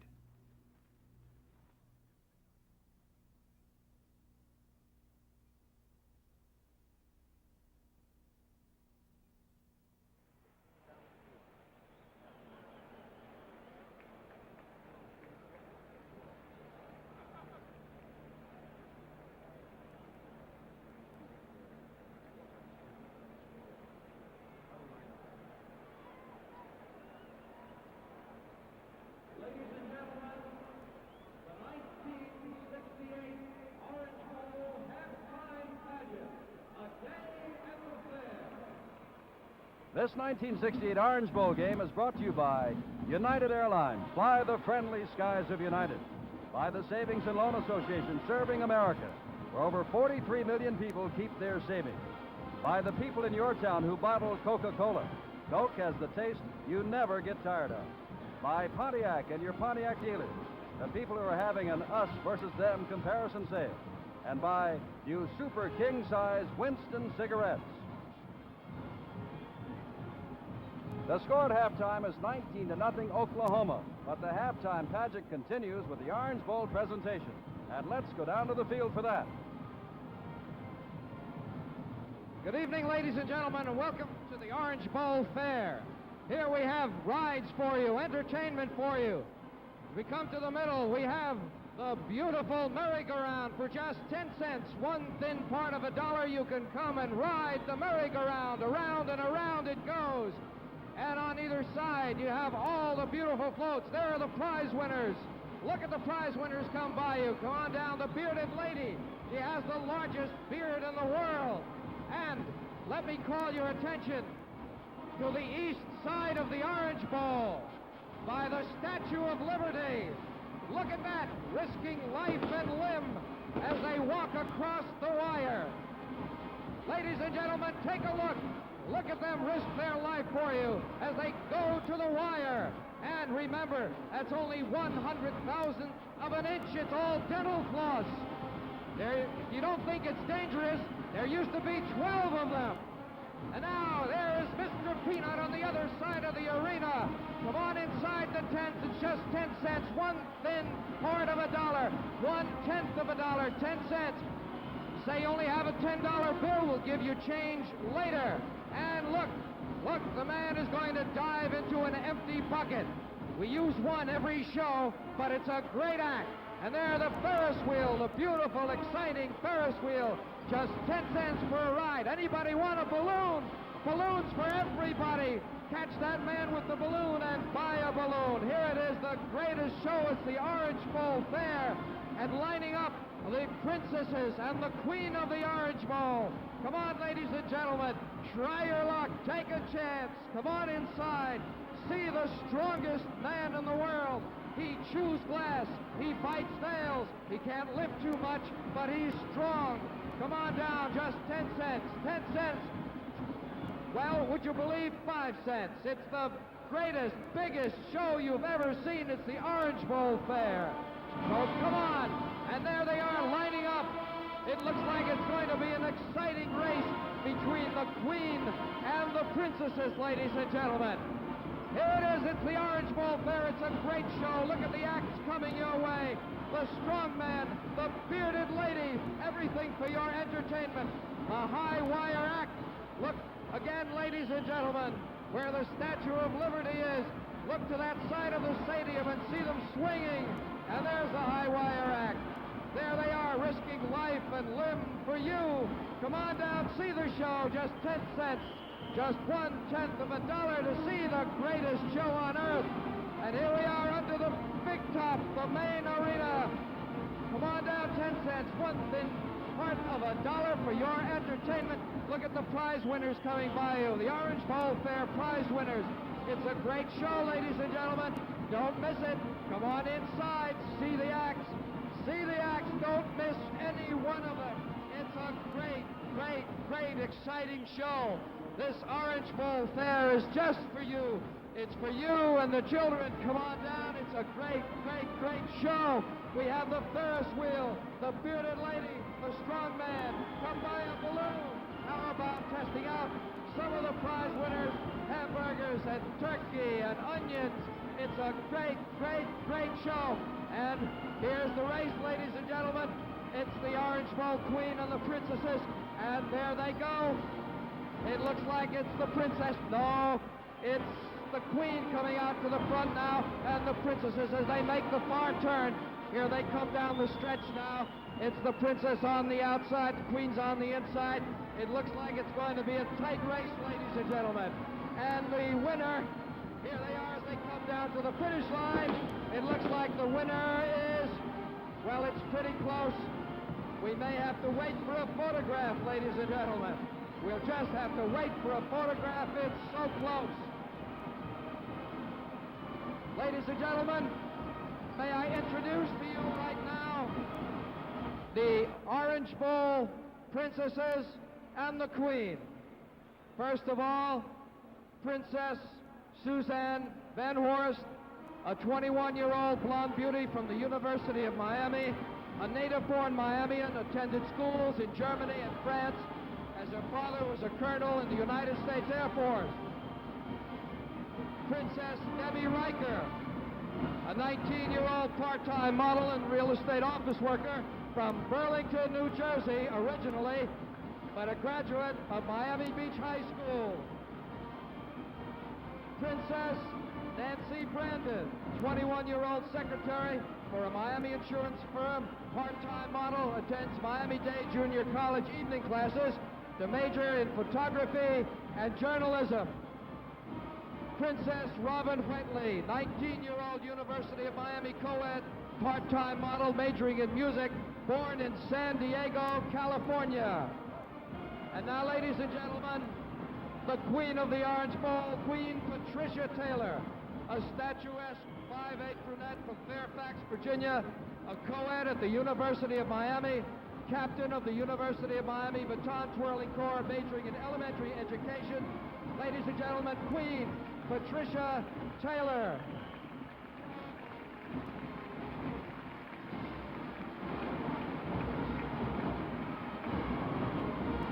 Now you're viewing this beautiful Orange Bowl fair from wherever you are, way up at night with the lights out. This is it. This is the Orange Bowl fair. And this is the way it looks at night.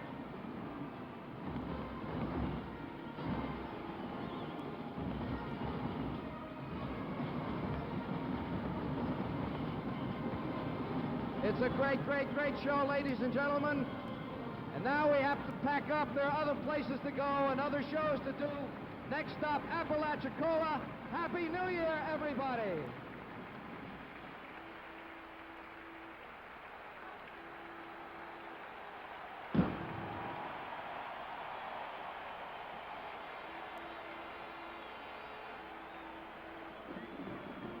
The words I believe you can use, incredible and beautiful, the halftime of this Orange Bowl. The score is Oklahoma 19 and Tennessee nothing.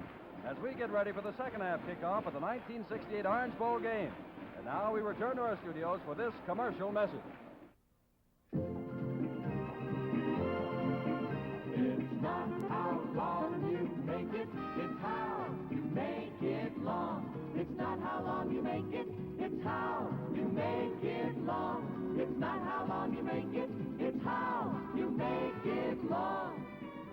Everywhere you turn these days, you'll find new super king-size Winston cigarettes. All across the USA, smokers are discovering that just length alone can't make a cigarette taste one bit better. Anyone can make a cigarette long, but it's not how long you make it, it's how you make it long. And Winston makes it long by adding an extra measure of the famous good taste that has made Winston America's largest selling cigarette. Pick up a pack today. Tastes good, it should, it's Winston. Jim Simpson back at the Orange Bowl in Miami, and before the second half resumes, Carl wrote, there are the statistics. And as you can see, Oklahoma 150 yards compared to Tennessee's 62 on the ground, 107 to 41 in the air, 257 to 103 overall. And you know, Jim, Tennessee has to make some changes. They may come out in an unbalanced line, but there will be some changes, I would assume, in their passing game particularly. One thing about Tennessee, they do have the manpower. Great reserves who can step in without the team's effectiveness being hurt at all. Oklahoma, I would say, just keep that offensive line charging as it did in the first half. And number two, keep Bob Warmack healthy. Carl Kremser will kick off for Tennessee. The Volunteers trailing by the score of 19-0. And deep in the middle is Eddie Hinton, who has scored on a 21-yard pass from Bob Warmack. That is Rick Baldridge nearest to you. And across the way is Steve Owens, number 36. The first half was all Bob Womack and all Oklahoma. Tennessee is out to see what it can do in the second half. There's Doug Dickey, arms folded, undefeated since the opening loss to UCLA in the last night game they played. And by the way, Oklahoma has played 172 consecutive games in the daytime. The last time they played at night was 1951, and they lost that one to Texas A&M 14-7. The last night game Tennessee played was at the beginning of 1967 season when they lost by the score of 20-16. And if you're wondering what is going on the field, well, we continue to talk up here. Something has gone wrong with the official clock. And they are now fixing it, and they have just fixed it and flashed it to the 15-minute mark. And so now, kicking off will be Kremser, and Hinton, and Baldridge, and Owens remain deep. Soccer-style kicker, born in Germany, as we said, discovered by others at Tennessee who called on their coaches to look at him. George Capigo looked at him and decided he's quite a kicker, which he is. That is Owens back at the 1, the 5, the 10. Gets out across the 20 and not much more. Dragged down there, and Oklahoma will put the ball in play there. David Murphy, number 25, a senior from Columbia, Tennessee, made the tackle. Bob Womack trotting on. Womack, back in the first quarter, ran 7 yards for the first Oklahoma score. In the second quarter, threw 21 yards to Hinton for a score, and then led Oklahoma down to the 1-foot line where Steve Owens went over for the third Oklahoma score. Womack hands to Ron Schatz, the tailback, who gets out to the 25-yard line. A gain of 4. It'll be 2nd down and 6. Dick Williams, number 74, the left tackle from Greenville, Tennessee, made the tackle. Number 81 in your picture there is Jim McDonald, the defensive end, breaking out to the right. Next to him, Frank Yancey, number 79. Carroll is in the middle there, playing middle guard, Steve Carroll. 32 in your pictures, the monster man, Jimmy Glover. Womack still has the ball, being rushed, and down he goes inside the 15-yard line. Breaking in quickly was Jim McDonald, the junior, right end from Knoxville, Tennessee. There's one change, Jim, I think that we have seen already in the Tennessee defensive alignment. Jim McDonald there, not even going for the fake to the tailback. Just staying outside, making sure that Womack doesn't come out of there with that ball on his hip and in position to throw the ball. We gave you half of the Tennessee defensive line. Dick Williams is at left tackle, Vic Dingus at left end. Weatherford, Jones, and Dorsey deep. Reynolds, Glover, and Kiner, the linebackers. 3rd down and 17. Womack. Pass up the sidelines, and out of bounds it goes, incomplete, and down goes a trainer across the way, intended for Hinton, and over there with him was Jimmy Weatherford. Apparently, Jim, this is a definite change they've made because it was the same play almost to the right side rather than to the left, and this time it was Vic Dingus, number 80, the Tennessee defensive end, who played it to the outside, again, trying to keep Womack from getting out there and in position and having enough time to let go of that ball under control. Well, Pete Williams, the referee, is discussing the penalty. And we'll see exactly what it is as flags flew. Ineligible receiver downfield, charged, of course, against Oklahoma, has been refused by Tennessee. And so that makes it 4th down, and Gordon Wheeler, with 17 yards to go for the first down, has come in and is standing back on his own 1.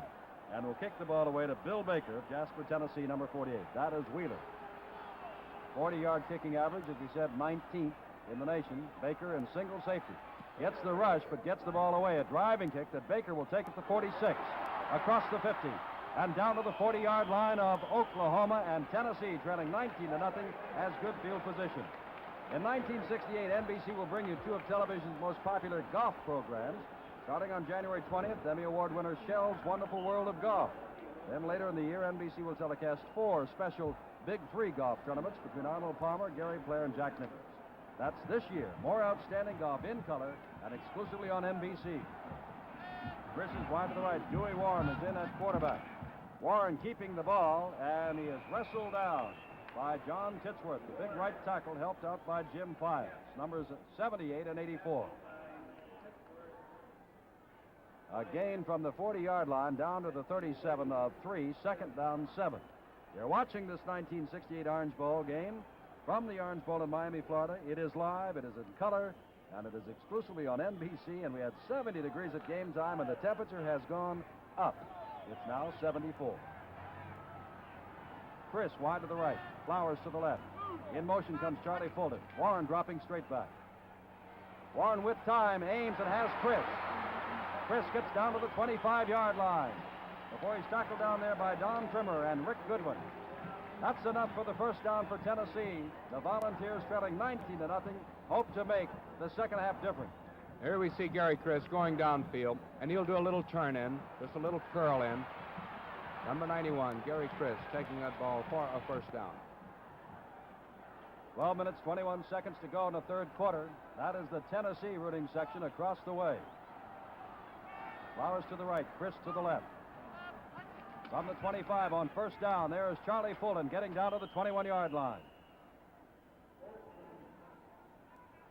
Dan Trimmer again in on the tackle. He is the game captain, a senior from Euless, Texas, number 43. Second down and 6. The ball on the 21.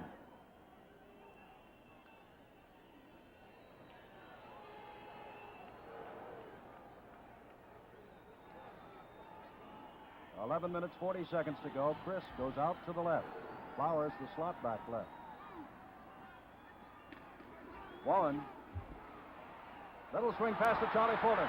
Gets past one man, and down he goes inside the 15 to the 12-yard line. Knocked down by Gary Harper, and had not Harper, their monster man, knocked him down, Fulton would have scored. First down, Tennessee.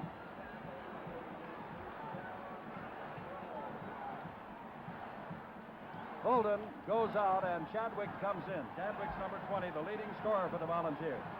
As the Volunteer rooting section says, go. Flowers goes wide left. He's on the line. Chris is actually flanked in the backfield to the right. Warren. Chadwick throws a block across the way, and it is Flowers across the way inside the 10 down to the 9-yard line. Richmond Flowers over there with him. Knocked him out of bounds was Bobby Stevenson. Usually you will see in the first series of drives, whether it be offensively for Oklahoma or for Tennessee, some of the adjustments being made that were made at the halftime. Apparently, Tennessee picking out some flaws in the Oklahoma defensive alignment, completing these last two passes, short passes, but completed. Second down and 7 from the 9. Flowers left, Chris right. Warren looking for Flowers, and it's off his hands in the end zone. That's Steve Barrett back there with him, a junior from Artesia, New Mexico. Here you see Flowers on the line of scrimmage, just cutting across, doing a crisscross with his tight end. And Steve Barrett, number 35. Kenny DeLong, whose brother was Steve DeLong, the winner of the Outland Trophy as the Outstanding Defensive Ball Player of the Year, 1965, an All-American, has just come in, number 82. Warren back. Warren in a crowd, and down he goes with Dick Peso, the left tackle, making the stop back at the 16-yard line. They'll mark it at the 14. And that will bring up fourth down and long yardage. Fourth and 12 for the first down, and 14 to go for the touchdown. And in comes the play from the bench. Out goes Mike Gooch. And in comes Kenny DeLong. Long running out to the right. Richmond Flowers flanked wide right. Closest the Volunteers have been all night. Warren with a big rush and throws to Chadwick, who can't hold on to it at the 14-yard line, and Oklahoma takes over. Gary Harper, the monster man, was there to break it up. Action will continue here at the Orange Bowl. The score is Oklahoma 19 and Tennessee nothing.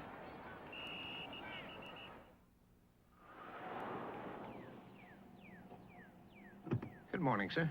7 a.m., right on time.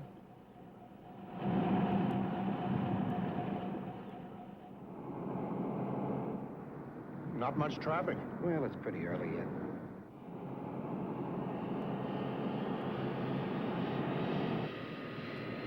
Which airline, gentlemen? Drop me at United. Me too. United for me. Oh, United.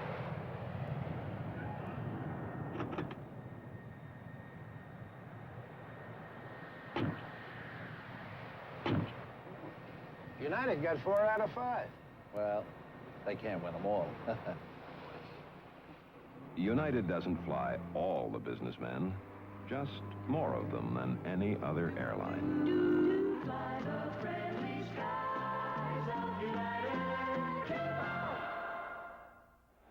We're in the third quarter in the Orange Bowl. 9 minutes, 56 seconds to go. Oklahoma has taken over on downs on their own 14.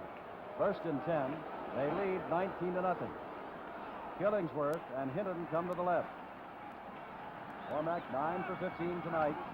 Warmack with the ball, holding on to it, and gets out near the 18-yard line before he is driven back. Jimmy Weatherford is at the bottom of that pile, number 30, along with Jack Reynolds, number 64. Dewey Warren 3 for 5 as he led the Volunteers down the field to inside the 10-yard line, but could not take the ball in.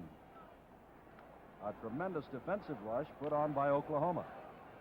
Killingsworth and Hinton again wide left.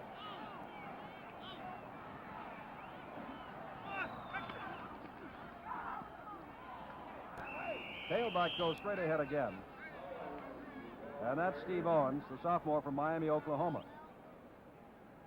Led the Big Eight in rushing and in scoring. 12 touchdowns, 72 points, and he's got one tonight, number 36. Now again, a big play for Oklahoma, and of course for Tennessee, which needs the football. 3rd down and 2 from the 22-yard line of Oklahoma. Hinton and Killingsworth again left. And again, Owens has the ball, and he's got the first down out across the 25-yard line to the 26. And again, we have seen that Oklahoma offensive line beating the defensive line of Tennessee to the ball. Coming off that ball extremely well. They're driving them back, I would say, 2 and 3 yards every time. Well, Kyle, as we talked to the coaches earlier in the week, they told us that there's no need to have a computer or a big scouting film for Oklahoma. They simply give the ball to the tailback and have him run off tackle. As Mr. Warmack has been doing a lot of running himself tonight. There's Warmack again, handing again to his tailback, and this time Owens may have gotten a yard and no more.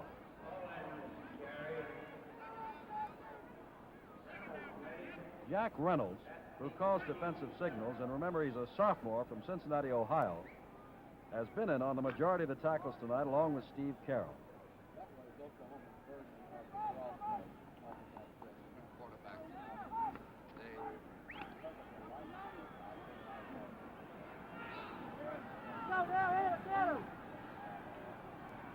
Second down and 10. Warmack keeps the ball, now pitches it back to him, who comes around, and he is dragged out of bounds by Vic Tinga. The defensive left end. 7 minutes, 28 seconds to go, 19-0 Oklahoma. We're in the third quarter. And it is 3rd down. The ball on the Oklahoma 31, and they've got 5 to go. We come up again to the 3rd down situation. Last time it was 3rd and 2, and Owens carried for the first down. Now it is 3rd down and 5.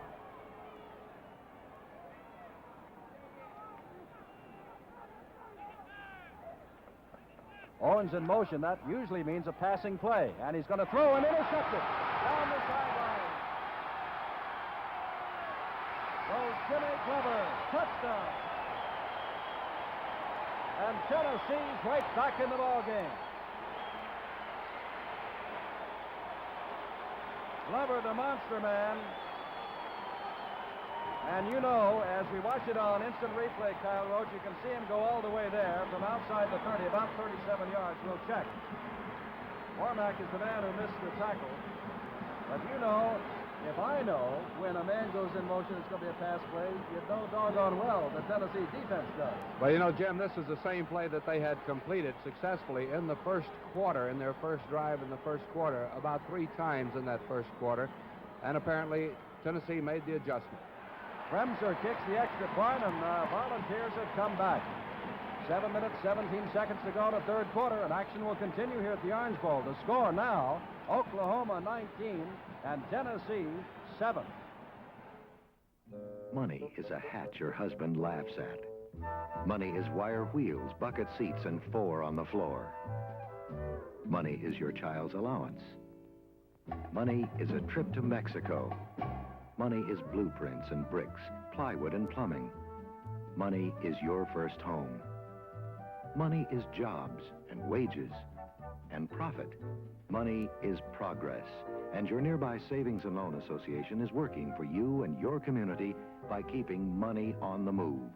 It starts here in a savings account where your money earns income. Your savings are combined with the savings of others and loaned to families who want to buy or build homes. Money goes to a builder who buys materials and pays his employees, who pay the grocer, the cleaner, the butcher, never ending. Money on the move. It begins at your Savings and Loan Association. Jim Simpson back at the Orange Bowl in Miami, and Tennessee has gone wild. Carl Kremser to kick off to Eddie Hinton. Lots of time to play, and Kremser puts his foot in this one, driving Hinton deep in the end zone, and he'll stay right there. First and 10 Oklahoma at the 20.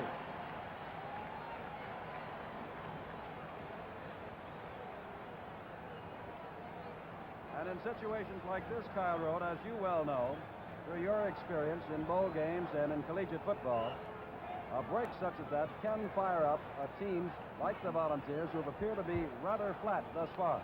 Well, I know the word momentum is overused quite a bit, but there is such a thing, and it appears as though right now Oklahoma is fighting momentum.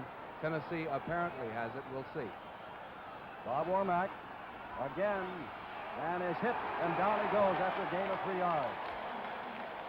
And there's that number 64 one more time, Jack Reynolds. Sophomore calls defensive signals, makes a bundle of tackles. A gain of 3. It's second down 7.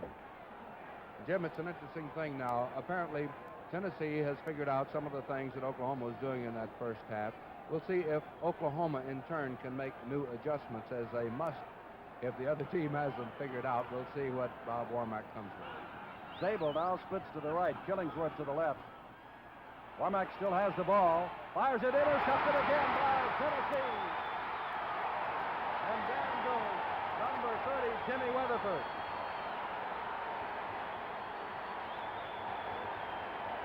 Ken Mendenhall made the stop. The ball is inside the 20 at the 18. And here we see the pass intended for Eddie Hinton. Jim Weatherford stepping in, getting, I think, his 3rd interception of the season. Tennessee with great field position, trailing 19-7, 6.5 minutes to go. Oklahoma scored 19 points in the first half. Tennessee is trying to come back.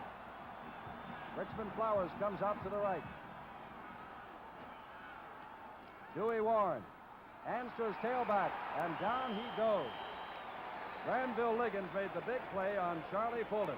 Liggins, number 66, one of the All-Americans on the Oklahoma team. Tosses him back to the 21-yard line. It'll be second down and 14. And there have been some great comebacks in Orange Bowl history. 1943, Alabama trailed Boston College by 14 points at the half. Came back to win it 37-21. Flowers goes wide left. Second down. Tennessee trying to get its offense going. Warren has his man across the middle. Down to the 20 he goes. That is number 82, Kenny DeLong, the brother of the All-American guard. Bruce Denfruit knocked him down. It's at the 5-yard line, and it's first and goal to go. In 1942, Georgia intercepted 6 passes against Texas Christian. Tennessee hasn't done that against Oklahoma yet, but the Volunteers are back in business. Flowers goes wide left. Chris comes to the right. Fulton and Pickens the setbacks. Warren carries the ball, pitches to Fulton. Fulton will block a touchdown.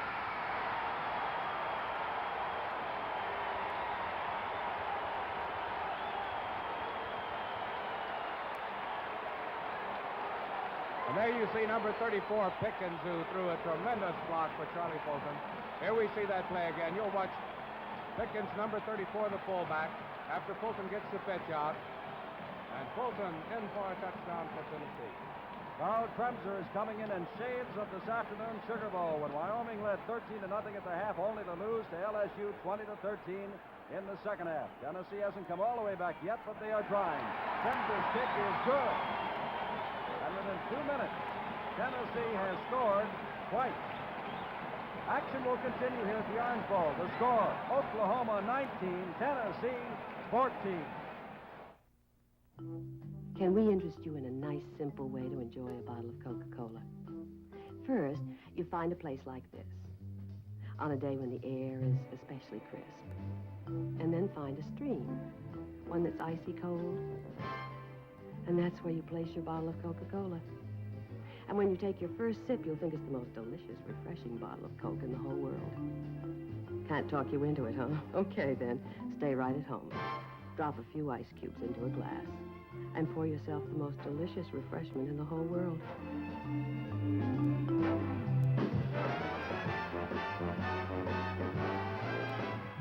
Well, that's the thing about Coca-Cola.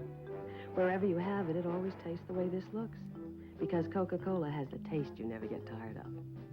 That's why things go better with Coke after Coke after Coke.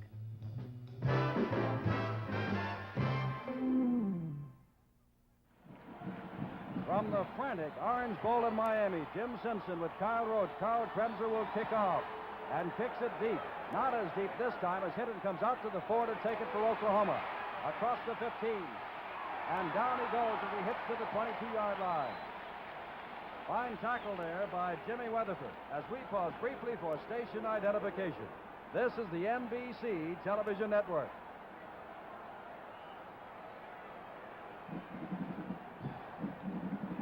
Happy New Year to you from NBC Sports. We are thrilled that as the last of our triple header on New Year's Day, the Sugar Bowl and the Rose Bowl, that we can bring you this kind of color and this kind of football game. From the 22, Warmack hands to Owens as tailback, and he gets to the 25. And look who's getting up again, number 64, Jack Reynolds. Dial, if I said that one time tonight, I've said it 10. Well, it's indicative of the alteration the Tennessee team has made in their defensive alignment, particularly on these just tailback slants off tackle. They fill the gap. 2nd down and 7. Killingsworth goes wide right. Warmack with the ball, running out. Carroll is there. Gets by Carroll, and now Carroll catches up to him. Fumble on the play, and Tennessee recovers. Hold it, they're waving him off the field. The crowd went wild. The officials signaled 1st down Tennessee, but now they're bringing the ball back and saying, no, sir, it belongs to Oklahoma. Vic Dingus is the man who jumped on the ball, and the ball carrier. It is at the 29, and it will be 3rd down and short yardage, about 3. The whistle had blown the play dead. 19-14, the score. Oklahoma, 4 minutes to go, 3rd quarter. Killingsworth comes out to the left, and this is the game you would expect between a 2nd and a 3rd-ranked team. On 3rd down, into the middle goes Owens. Close to the 1st down.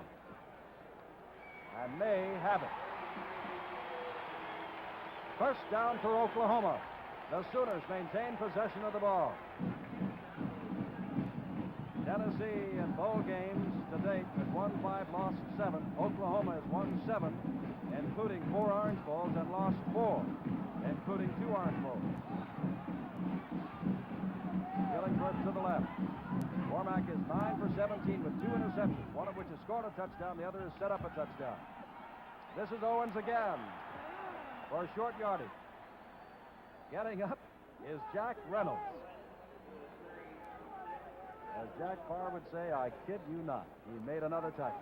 And again, the Oklahoma line now facing a real challenge. They headed pretty much their own way in that 1st half. They're getting their mettle tested. Steve Owens, number 36, the tailback for Oklahoma. Ideal size, 195, 6'2", good speed. A record crowd looking on. 2 minutes, 40 seconds to go, third quarter, 1914 Oklahoma. Second down and 7, Warmack. Throwing, Hinton, out of bounds, and he dropped the ball. Over there with him was the All-American cornerback, Albert Dorsey, a senior. And that is Bob Warmack, who had such a great first half with a 7-yard touchdown run, a 21-yard pass to Hinton, a 38-yard run that set up another touchdown. But here in the second half, Jimmy Glover's intercepted and returned 36 yards for a touchdown. Weatherford is intercepted, and Charlie Fulton has scored on 5 yards out. Within 2 minutes and 10 seconds, Tennessee, with its defensive team doing the biggest part of the work, scored twice. Third down and long yardage, 7 for Oklahoma from its own 36. And Warmack's going to throw. Warmack throws, and it is incomplete. It's fourth down, and Oklahoma has to kick the ball away. Weatherford over there defending. The ball was intended, I believe, for Killingsworth, the sophomore from Oklahoma City, number 83. Bill Baker, the junior from Jasper, Tennessee, goes back in single safety formation, and Gordon Wheeler is in to do the kicking. Now Tennessee drops a couple of men back in short safety. So 3 men are back. They're not rushing the kicker. Wheeler booms one. Baker has to chase it, takes it over the head, is back to the 6. The 10. Running wide and drive down to the 18. And listen to this record crowd at the Orange Bowl. Kyle, they have gone wild. If he could have gotten to the outside, that Tennessee had a complete wall lined up here. Today in the Sugar Bowl, LSU came from behind in the second half to beat Wyoming 20-13. Texas A&M upset Alabama 20-16 in the Cotton Bowl. USC defeated Indiana 14-3 in the Rose Bowl, the number 1 team. And don't forget, following this Orange Bowl game, to stay tuned for Bowl Day 68 with Pat Hernan. Highlights of all of today's bowl activity. And it's been quite something. From their own 17, that is Charlie Fulton in motion. Ball is handed to Richard Pickens, the fullback, and he gets out across the 20 to the 22 before Dick Peso and Don Trimmer make the tackle. Peso they call Pops. He's 25 years old, was in the Army for a couple of years, worked for a little while, and then thought he might be too old to go to college. Finally, he convinced himself that he wasn't, gets B averages in accounting, and he is only a couple of years younger than some of the coaches. I don't know whether you can notice it as much as I do, Jim, or at least if you agree with me, but this Tennessee club is really fired up. They're coming off that ball like they never have in that first half. Second down, 6. Warren with the ball. Flag goes down as Dewey Warren gets to the 25. And defensive holding is going to be charged against Tennessee. And that will drive the Volunteers back. Well, when Warmack was having the great moments in the first half, we gave you his nickname, which is the Worm. Dewey Warren's is Swamp Rat, because he used to have to walk through the swamps around Savannah, Georgia, in order to get to school when he was a kid. The options being explained now to the Oklahoma team. As we pointed out, the initial signal was holding, and I would assume they would want that big chunk of yardage, which they do. So Pete Williams steps it off back to the 11, 11 and a half, and now we'll give you the signal. So it is second down and long yardage to go. 16. A minute and 32 seconds to go. Third quarter. Oklahoma 19, Tennessee 14. Score at halftime was Oklahoma 19, Tennessee nothing. Gary Chris trots out to the left. Chadwick in motion. Warren hands to his wingback. Richmond Flowers has got all the speed in the world, and he's got the first down as he tracks down across the 35. Richmond Flowers, fitted with the virus this week, an Olympic hopeful, an All-American, gives him first down after a second down, 17 run out to the 36. Jim Files made the tackle. And a beautiful inside reverse. Flowers lined up in the halfback position on that play, taking that inside reverse, cutting over his right guard. Gary Chris comes out to the right with him, the monster man, Gary Harper. Dewey Warren with the ball and falls down after a yard gain. Gary Chris, number 91 in your picture. Number 12 is Charlie Fulton. Number 34 is Richard Pickens, the fullback. Number 20 coming in now is Walter Chadwick as Fulton trots out. 33 seconds left in the third quarter.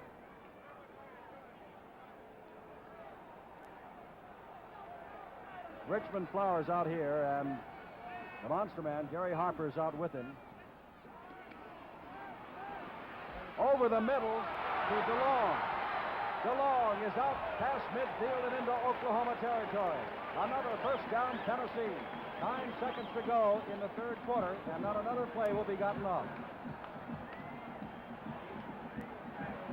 1 second.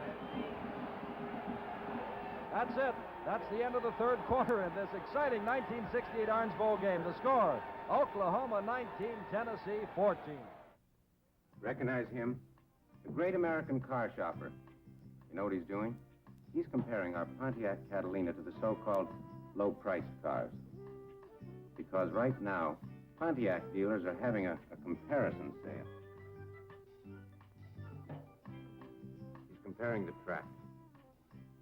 Wider. That's wider. It's wide track. He's comparing the engine. It's bigger. Oh, it's bigger. Bigger. Now he's comparing the wheelbase. It is longer. It is longer. Wait till he finds out how little it costs. Well, He found out. us comparison shoppers made Pontiac everything it is today. Now, wait till he finds out us is having a sale. We pause now for station identification. See the premiere of Shell's Wonderful World of Golf, Saturday, January 20th.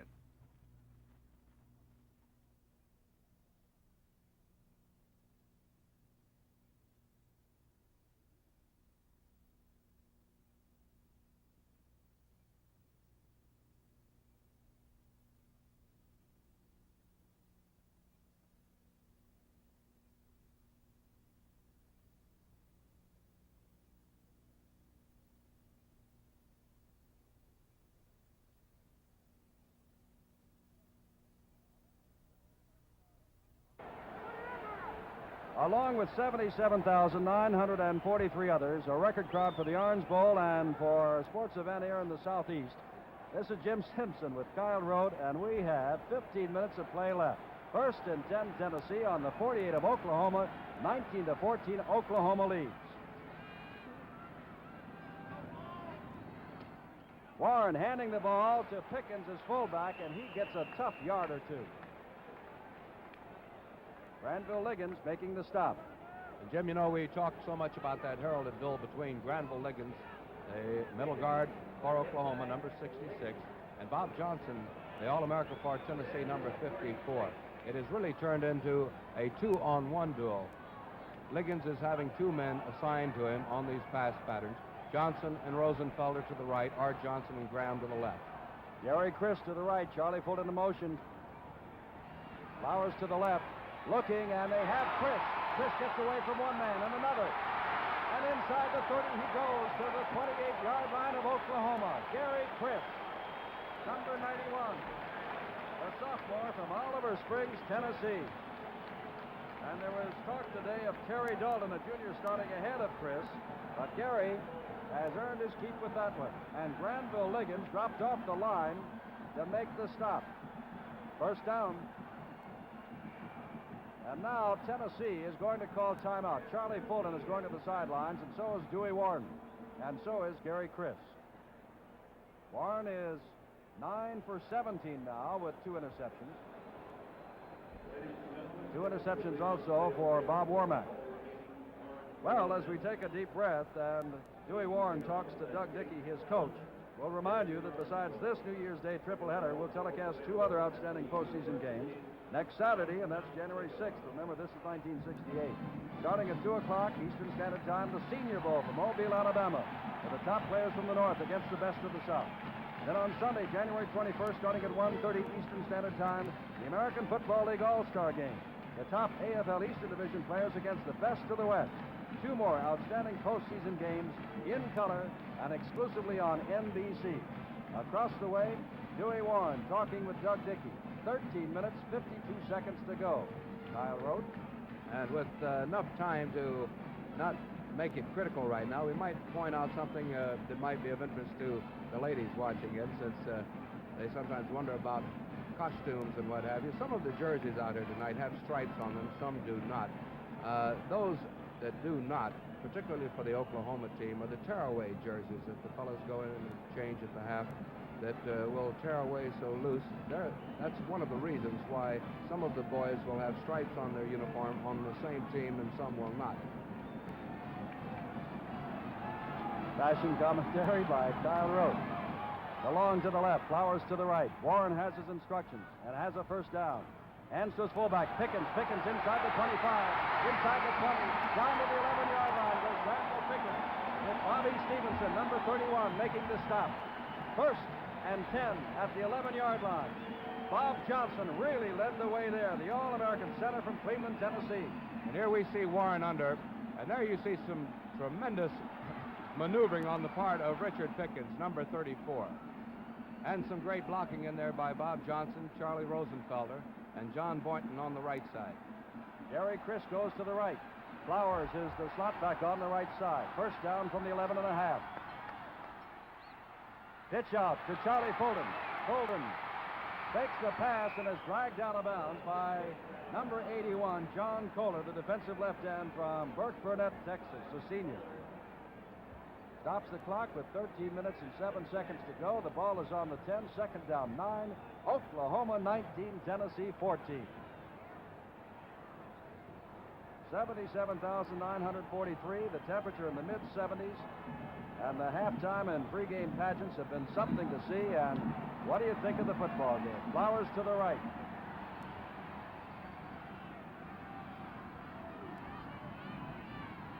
Warren hands again to his fullback, and Pickens gets maybe a yard inside the 10 down to the 9.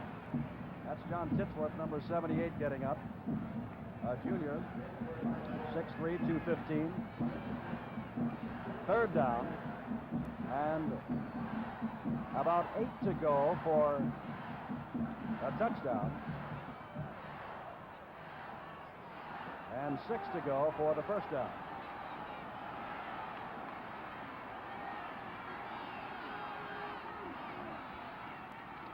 Warren, looking, firing.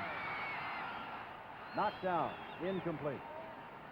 Looked like Dick Peso and Granville Liggins were in to break it up. And with so much time remaining in the game to be played, 12 minutes and 27 seconds, the field goal certainly is the call. Well, Carl Kremser, who has kicked 10 of 15 tries before tonight, we'll try this one from the 16 with Dewey Warren holding. It'll be a 26-yard field goal if it is good. That would make the score 19-17. The kick is good. From 26 yards out, and Tennessee draws within 2. Action will continue here at the Orange Bowl. The score, Oklahoma 19, Tennessee 17. And we return now to our studios for this commercial message.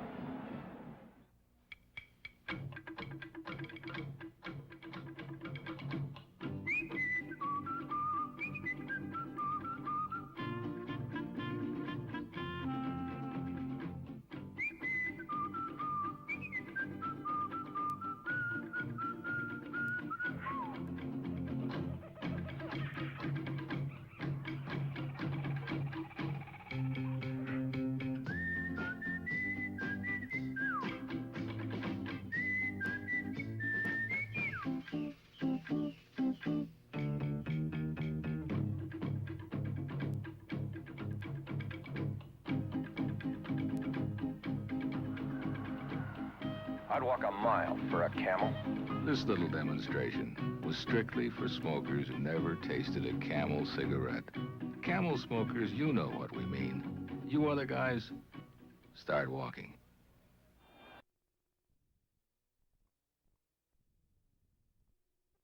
They're looking from the end zone past the Orange Grove as Kremser kicks off. Hinton is the man deep and takes it on the 2. Across the 20 with a burst of speed, he gets out to the 27-yard line. Eddie Hinton Jimmy Weatherford made the tackle. Oklahoma has the ball. And we've said it before as Bob Warmack trots in, and we will say it again, that the Sooners, in case you are just joining us, scored all 19 points in the first half, and in the second half it has been all Tennessee with 17 points, 19-17, 12 minutes and 17 seconds to go. Billingsworth to the right. There is Schatz, and Schatz picks up good yardage. He's across the 30 now to the 33-yard line. Jim McDonald, the junior right defensive end, number 81, made the tackle. Steve Kiner also in on the tackle, a sophomore from Tampa, Florida, number 57. Incidentally, on these off-tackle slants that Oklahoma is running, there's no deception other than what Warmack might do with the ball, whether he keeps it or hands it off. But as far as the blocking is concerned, it's all zone blocking, position blocking, rule blocking up along the front. No crossing, no traps. 2nd down and 4. Schatz with the ball again, and this time he picks up a yard or two out near the 35. Steve Kiner from that right side linebacker position, and again Jim McDonald in on the tackle. Same two combined to stop Schatz at the 35-yard line. And now it is 3rd down and a long 2 yards to go. Big play again for Oklahoma and Tennessee. Billingsworth comes to the right.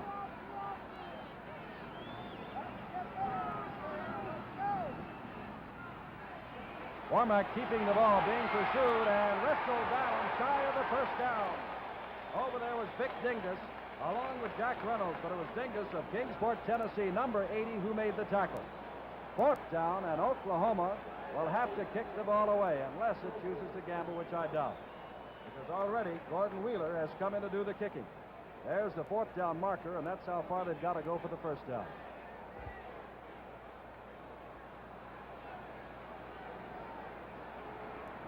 Bill Baker goes deep. Wheeler, you're looking at now, will do the punting. Baker last time had a good punt return and gave Tennessee good field position. Watches this one bounce, and now will lay off of it as it goes out of bounds, and they'll mark it at the 18-yard line. 1st and 10 for Tennessee. Action will continue here at the Orange Bowl. The score, Oklahoma 19 and Tennessee 17. 9 years ago, United Airlines sold Dave and Joan Rundell a round-trip ticket to Hawaii. They still haven't used the other half. Would you like to see what they've been doing?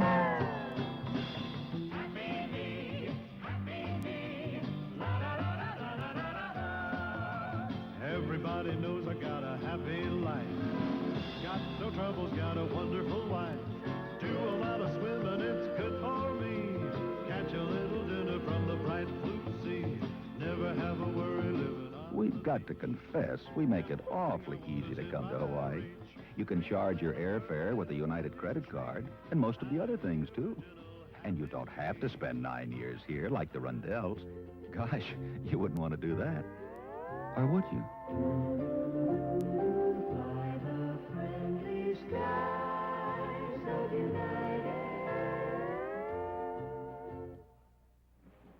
If I may be permitted to editorialize, with the Statue of Liberty replica at the end zone, and of course, the queens of this Orange Bowl pageant, 77,943, and the two fine football teams of Tennessee and Oklahoma, and a New Year's Day. Well, we're proud to be here and just a part of it, the whole country. 1st down 10. Warren hands off, and going nowhere as Granville Liggins makes the tackle as Richmond Flowers, the wingback, who tried to cut back. A loss on the play. From the 17 back to the 15, it'll be 2nd down and 13. 19-17 the score. We've got 10 minutes left, Kyle. And again, throughout this ball game, it's not amazing, but it's quite interesting to see the respect this Tennessee club has for Granville Liggins at the middle guard spot. Only on these rare trick plays have they not assigned 2 men on it. Flowers wide right. Warren is going to throw from deep in his own territory, from his 5, and look out, it's going to be intercepted by Stevenson. Stevenson down the sidelines, touchdown! Oklahoma uses the interception to move out in front. And Jim, I believe, if I'm not mistaken, he has now intercepted 3 passes and returned 3 for touchdowns. You're exactly right. Twice before tonight, he intercepted passes, and each time There you see it. And Bob Stevenson, number 31, kept his record intact. 3 interceptions, returned for touchdowns, all 3 of them. I don't know which one she is. She is certainly not the gentleman right there, but Bobby Stevenson has a sister who is a cheerleader here, and I imagine that she is cheering extra hard. That's the first time the Sooners have gotten on the scoreboard in this, the second half. Mike Vachon is in. Warmack takes the high pass from center, and the kick is good. Oklahoma moves out in front, 26-17. They've been in front. They're just moving a little farther out in front. Now, besides this New Year's triple header, and what a day this has been, we will also telecast 2 other outstanding postseason games. On Saturday, that's next Saturday, January the 6th, starting at 2 o'clock Eastern Time, that Senior Bowl from Mobile, Alabama, with the top players in the North against the best of the South. Then on Sunday, January the 21st, starting at 1:30 Eastern Standard Time, the American Football League All-Star Game, the top AFL Eastern Division players against the best of the West. 2 more outstanding postseason games in color and exclusively on NBC. Charlie Fulton is deep as Vachon will kick off.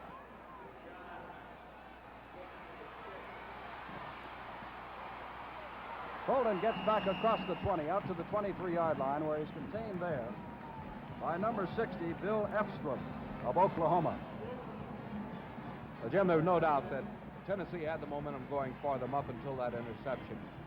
Be quite a test of them right now to see if they can regain it and get back in this ball game, trailing now by 9 points. Tennessee, Cagle has come in on defense for Oklahoma. Chadwick has the ball and gets out across the 30 to the 31-yard line. John Titswip makes the tackle along with Granville Liggins. There we see Liggins, a good shot of it. Look how he met that blocker and still held on to the tackle.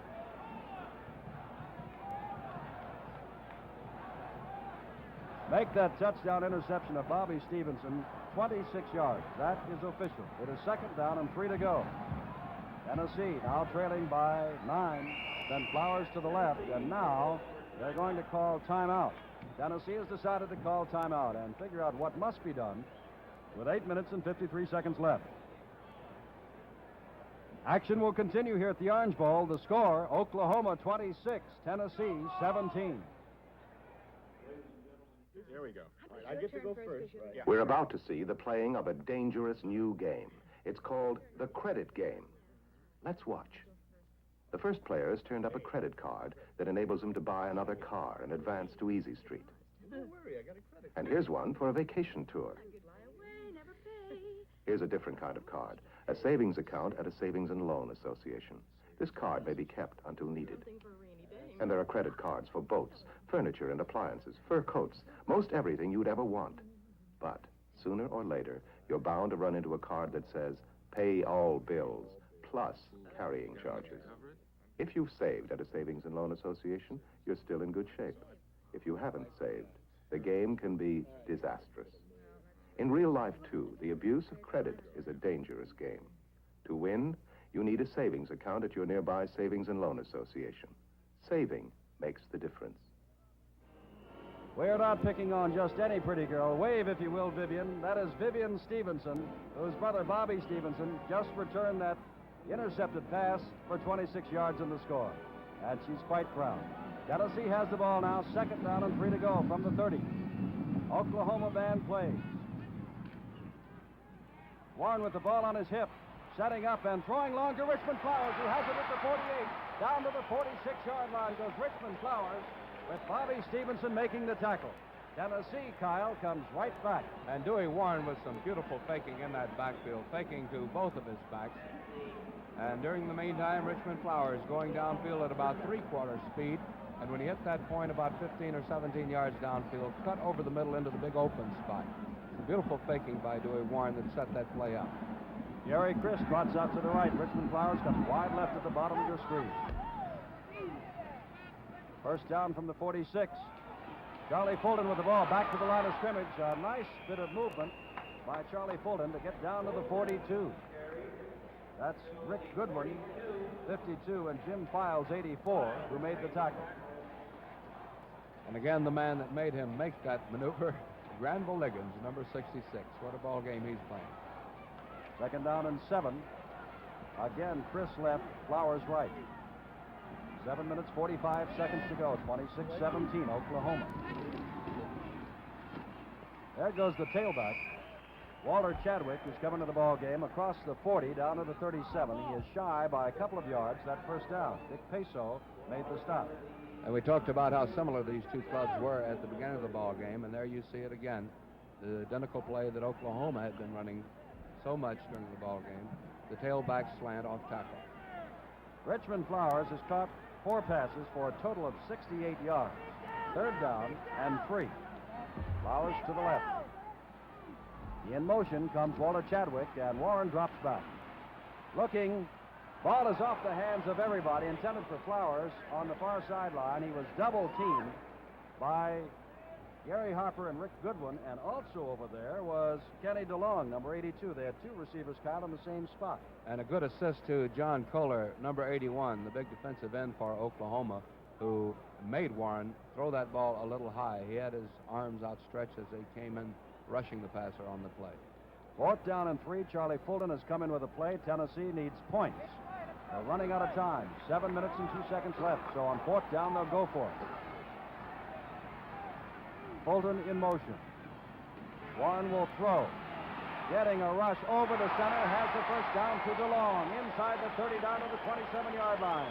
Kenny DeLong and Gene Cagle, a safety man, and Don Trimmer, the senior right side linebacker, made the stop.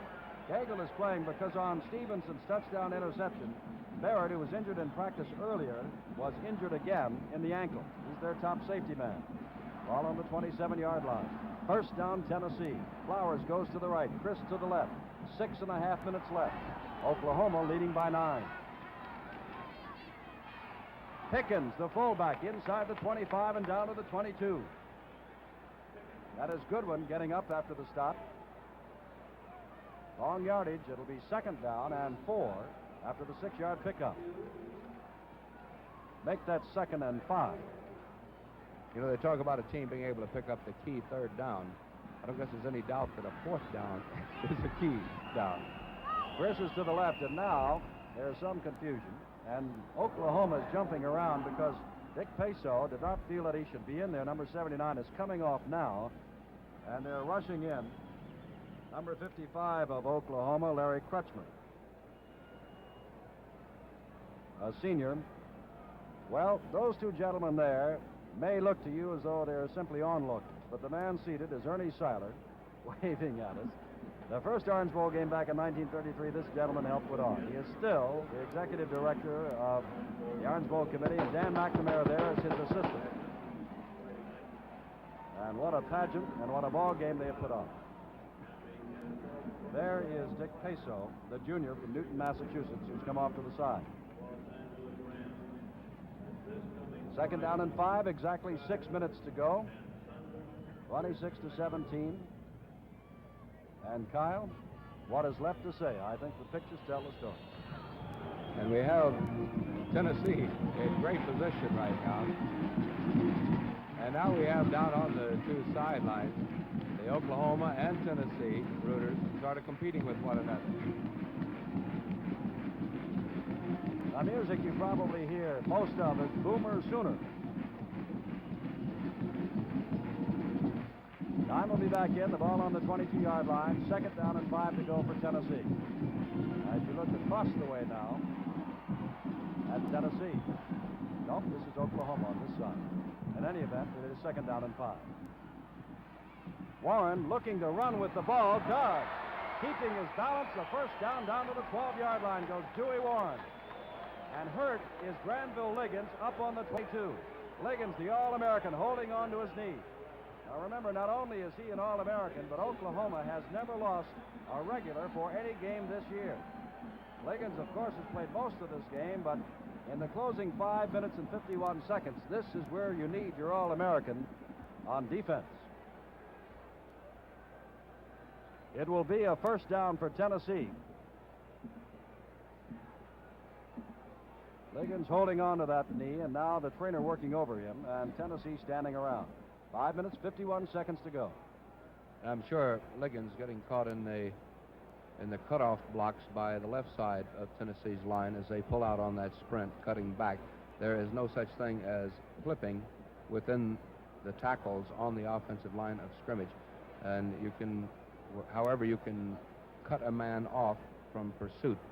And I'm not sure, but that's how many of the knees get hurt in the interior part of the line. And I see going in to replace him is number 94, Joe Posley. Liggins still on the field with the 5 minutes and 51 seconds to go. And I think Granville now will try to get up. As he does. The ball is on the 12-yard line, but that should be all for Granville Liggins for tonight. It certainly looks like it. And Oklahoma has lost its defensive lineman of the year, and what a game he has played this evening. Tennessee trying to come back. Rick Goodwin trotting back on the field as Liggins comes off.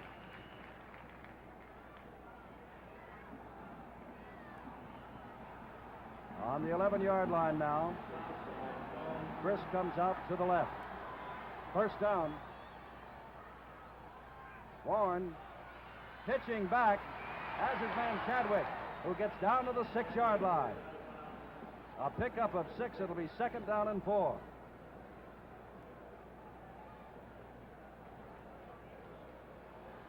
Now coming in is Dick Peso, who went out also injured. Peso and Liggins were both out of there, but now Peso has come back. And Hoslick is coming out. Larry Krutzmer is actually the replacement for Granville Liggins, a senior, number 55. 2nd down from the 7, 5 to go for the first down.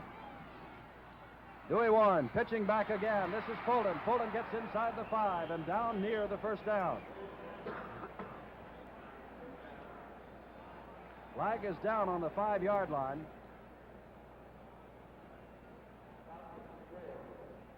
And they are talking to Oklahoma. 26-17 the score, 5 minutes, 40 seconds to go, and a wild, wild one. And we can't forget either that Tennessee has some boys in that backfield who can throw the ball. Chadwick, Fulton, any of them who might be in there. Ball is back to the 11-yard line for offside charge against the Volunteers. And Kyle, will point out one more time, as you did earlier, when Chadwick threw, and he's only thrown twice this year, each time has been for a touchdown. You can't get much better than that. No. And Bobby Stevenson of Oklahoma, to give credit where credit is due, he has 3 interceptions, and each time, including tonight, he has gone for a touchdown. Now Charlie Fulton has moved in to replace Dewey Warren at quarterback. He can run and throw. He's running out, looking to sprint. Passes to Chadwick. Chadwick inside the 5 and down near the 3. He'll be shy of the first down, but not by much, and it'll be 3rd down. And a tremendous block put on by Richard Pickens, number 34, the fullback, leading the play. For those of you around the country who I am sure are interested in the injury to Granville Liggins, a dislocated knee, the initial prognosis. Now with 3rd down. This is the replay, and you'll see the block by Pickens, number 34, right to the left of your screen. Fulton going now, cutting back, trying to get down, either for the first down or the touchdown. He is close to both. Let's see where they mark it. Ball is marked on the 2. And it's 1.5 yards away from a first down and 2.5 yards away from a touchdown. Joey Grayson has come in. It is 4th down. And Tennessee is going to call timeout. Charlie Fulton is going over to talk to his coach, Doug Dickey, to see what in the world he must do. Action will continue here at the Orange Bowl. The score, Oklahoma 26 and Tennessee 17. Charlie is gift shopping for something his wife's always wanted, AC spark plugs. Gift wrapped in beautiful packages from General Motors. GM uses only AC plugs, so he'll get full-time firepower in every Chevrolet, Pontiac, Oldsmobile, Buick, and Cadillac. He could give her ACs in this package, But you know how wives are.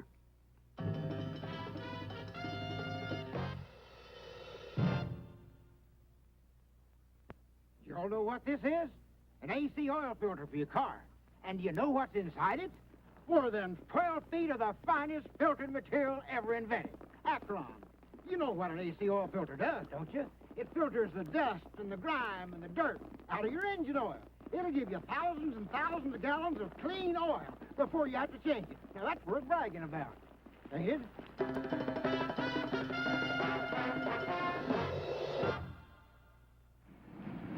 There's the clock, 4 minutes, 36 seconds to go. Fourth down, a yard and a half to go for the first down, 2.5 for the touchdown. Dewey Warner's coming at quarterback. Warren hands to Chadwick. Chadwick, I am sure, at least has the first down. First down and goal to go. One of the Oklahoma players, Jim Files, raced off the field for the moment as you watch it on instant replay, thinking they'd held him. And that's what did it, that dive. Up and over. Now fourth down. Or rather first down and goal to go after the fourth down. Warren goes, touchdown.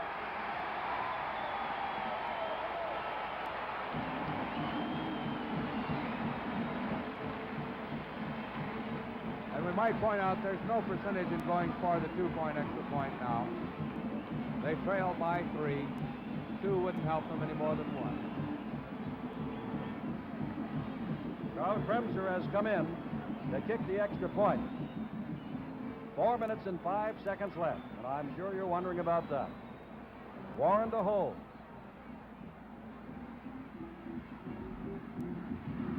Kremser's kick is good.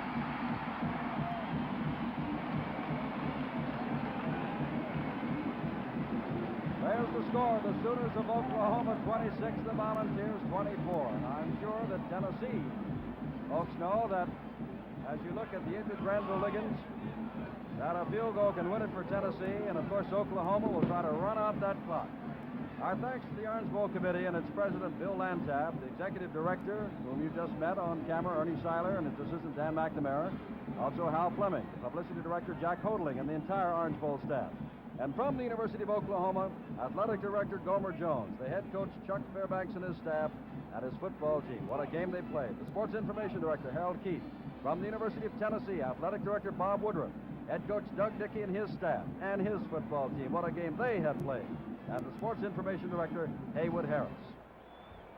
Kremser will kick off. 26-24, 4 minutes, 5 seconds to go. You've heard it said many times before, but this is an Orange Bowl classic. Kremser kicking to Eddie Hinton. Takes it at the 1, the 10, the 15. Gets out to the 20, the 22-yard line. And down he goes there. Knocked down by Mike Goot, a junior from Florence, Alabama. They'll mark it at the 21 with the time 3:56, Kyle, and Oklahoma has the clock to eat up if it can. And if anyone was looking for the onside kick there, I think the thinking, at least as far as Tennessee was concerned, their defensive unit, with the exception of that one interception, it's been pretty much their whole ball game in the second half. They've been holding them. They've had a hot hand. They figure that they can do it again with this much time remaining. 3:56. Oklahoma has never been behind and would not want to fall behind now. And look at Steve Owens. First down out across the 30 to the 33. Oklahoma continues to use its tailbacks, Ron Schatz and Steve Owens. Now, because we may have to leave the air in a hurry, we'll tell you that Bob Womack scored on a 7-yard run in the first quarter, threw 21 yards to Eddie Hinton in the second quarter. Steve Owens scored a touchdown from 1 foot out in the second quarter, and it was 19-0 at halftime. We'll give you the second half action in a moment. Killingsworth to the right. Sable to the left. Again, it is Owens, and this time it gets across the 35 into the 36. In this wild and woolly second half, Jimmy Glover of Tennessee put the Volunteers on the scoreboard for the first time with a 36-yard pass interception returned for a touchdown. Later, Charlie Fulton, just 2 minutes later, set up by Weatherford's interception, scored from 5 yards out, made it 19-14. And then Kremser kicked a field goal of 26 yards to make it 19-17. Bobby Stevenson returned a interception for 26 yards to make it 26-17, and Warren has just scored for Tennessee as Owens carries the ball again. And here we are, all 77,943 of us, with 2 minutes and 40 seconds to go, and it's 26-24. And Tennessee obviously has tightened up its defensive unit.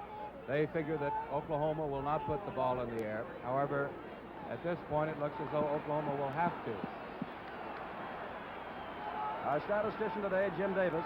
Our spotters from Oklahoma, Dave Terrell, and to Tennessee, Gus Manning. And gentlemen, for the remaining 2 minutes and 20 seconds, good luck to the both of you. Owens goes again, out near the first down. They'll have to measure. Or perhaps they can tell it is not, but they're going to call for time.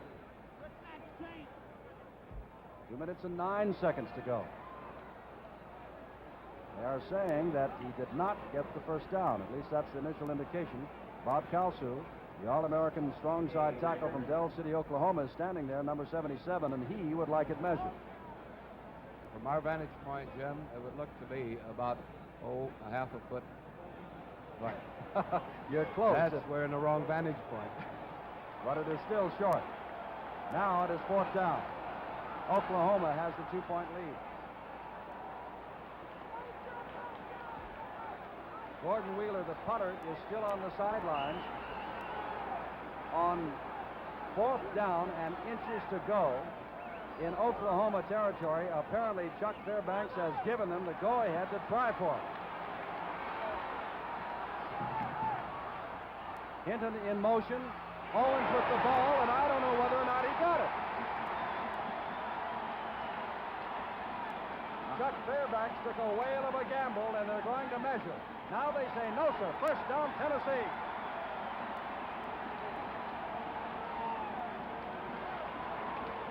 Well, as usual, Jim, there'll be, I'm sure, some second guessing along the way, particularly because of Tennessee's fine field goal kicker, even if they're within field goal range now as far as he's concerned. Jack Reynolds stacked him up. There is Chuck Fairbanks, the 34-year-old coach who gave his young team the go-ahead.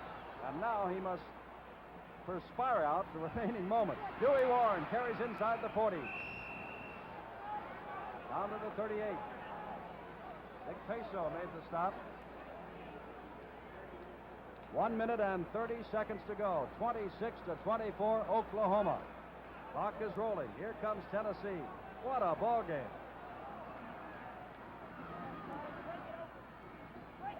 Warren hands to Fulton, and down he goes with Kretschmer. Kretschmer, the senior from Oklahoma, replacing the injured Granville Liggins, number 55, made the tackle. Clock is still rolling. Our production stage manager has been James O'Gorman, and our thanks to him. The ball is at the 39. Third down, 7. Tennessee not calling time. 55 seconds to go. In motion comes Chadwick. Warren with the ball. Setting up, lots of time. Now throws it short and incomplete at the 34-yard line to Richmond Flowers. That stops the clock. 45 seconds to go. I think Richmond Flowers and Kenny DeLong got a little mix-up in their assignment over there. They were both standing, I would say within 5 feet of each other. Finally, Warren had to, I think, and almost intentionally throw that away. Well, I hope you have enjoyed this New Year's Day triple header. And as a football fan myself, I don't see how you could not have. Chris comes to the left. Flowers to the right. In motion comes Fulton. 45 seconds left. Fourth down, 6. Over the middle, he's got the man for the first down.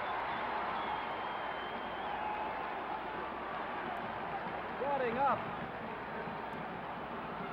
is DeLong, Kenny DeLong. At the 29-yard line, first down, 25 seconds to go. And that's the man he has gone to in every other key situation. 20 seconds to go. Chris to the left. Warren hands to Pickens. Now they're calling time from right in front of the goalpost from the 26-yard line. 14 seconds showing. And apparently they're going to leave it up to Carl Kremser. Doug Dickey has not yet sent him in. The Tennessee team looking to the bench. Here he comes. Kremser never kicked a football before February of this year.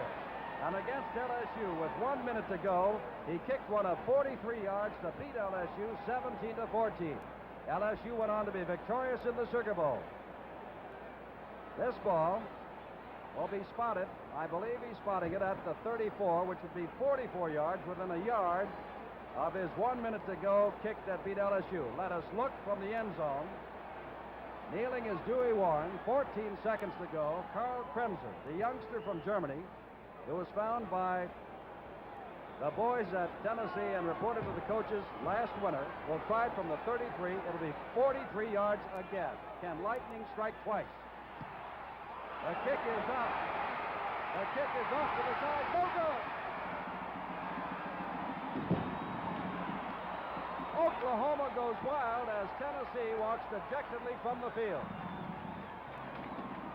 7 seconds showing. And for a moment, the big gamble of Chuck Fairbanks, Kyle wrote, almost backfired.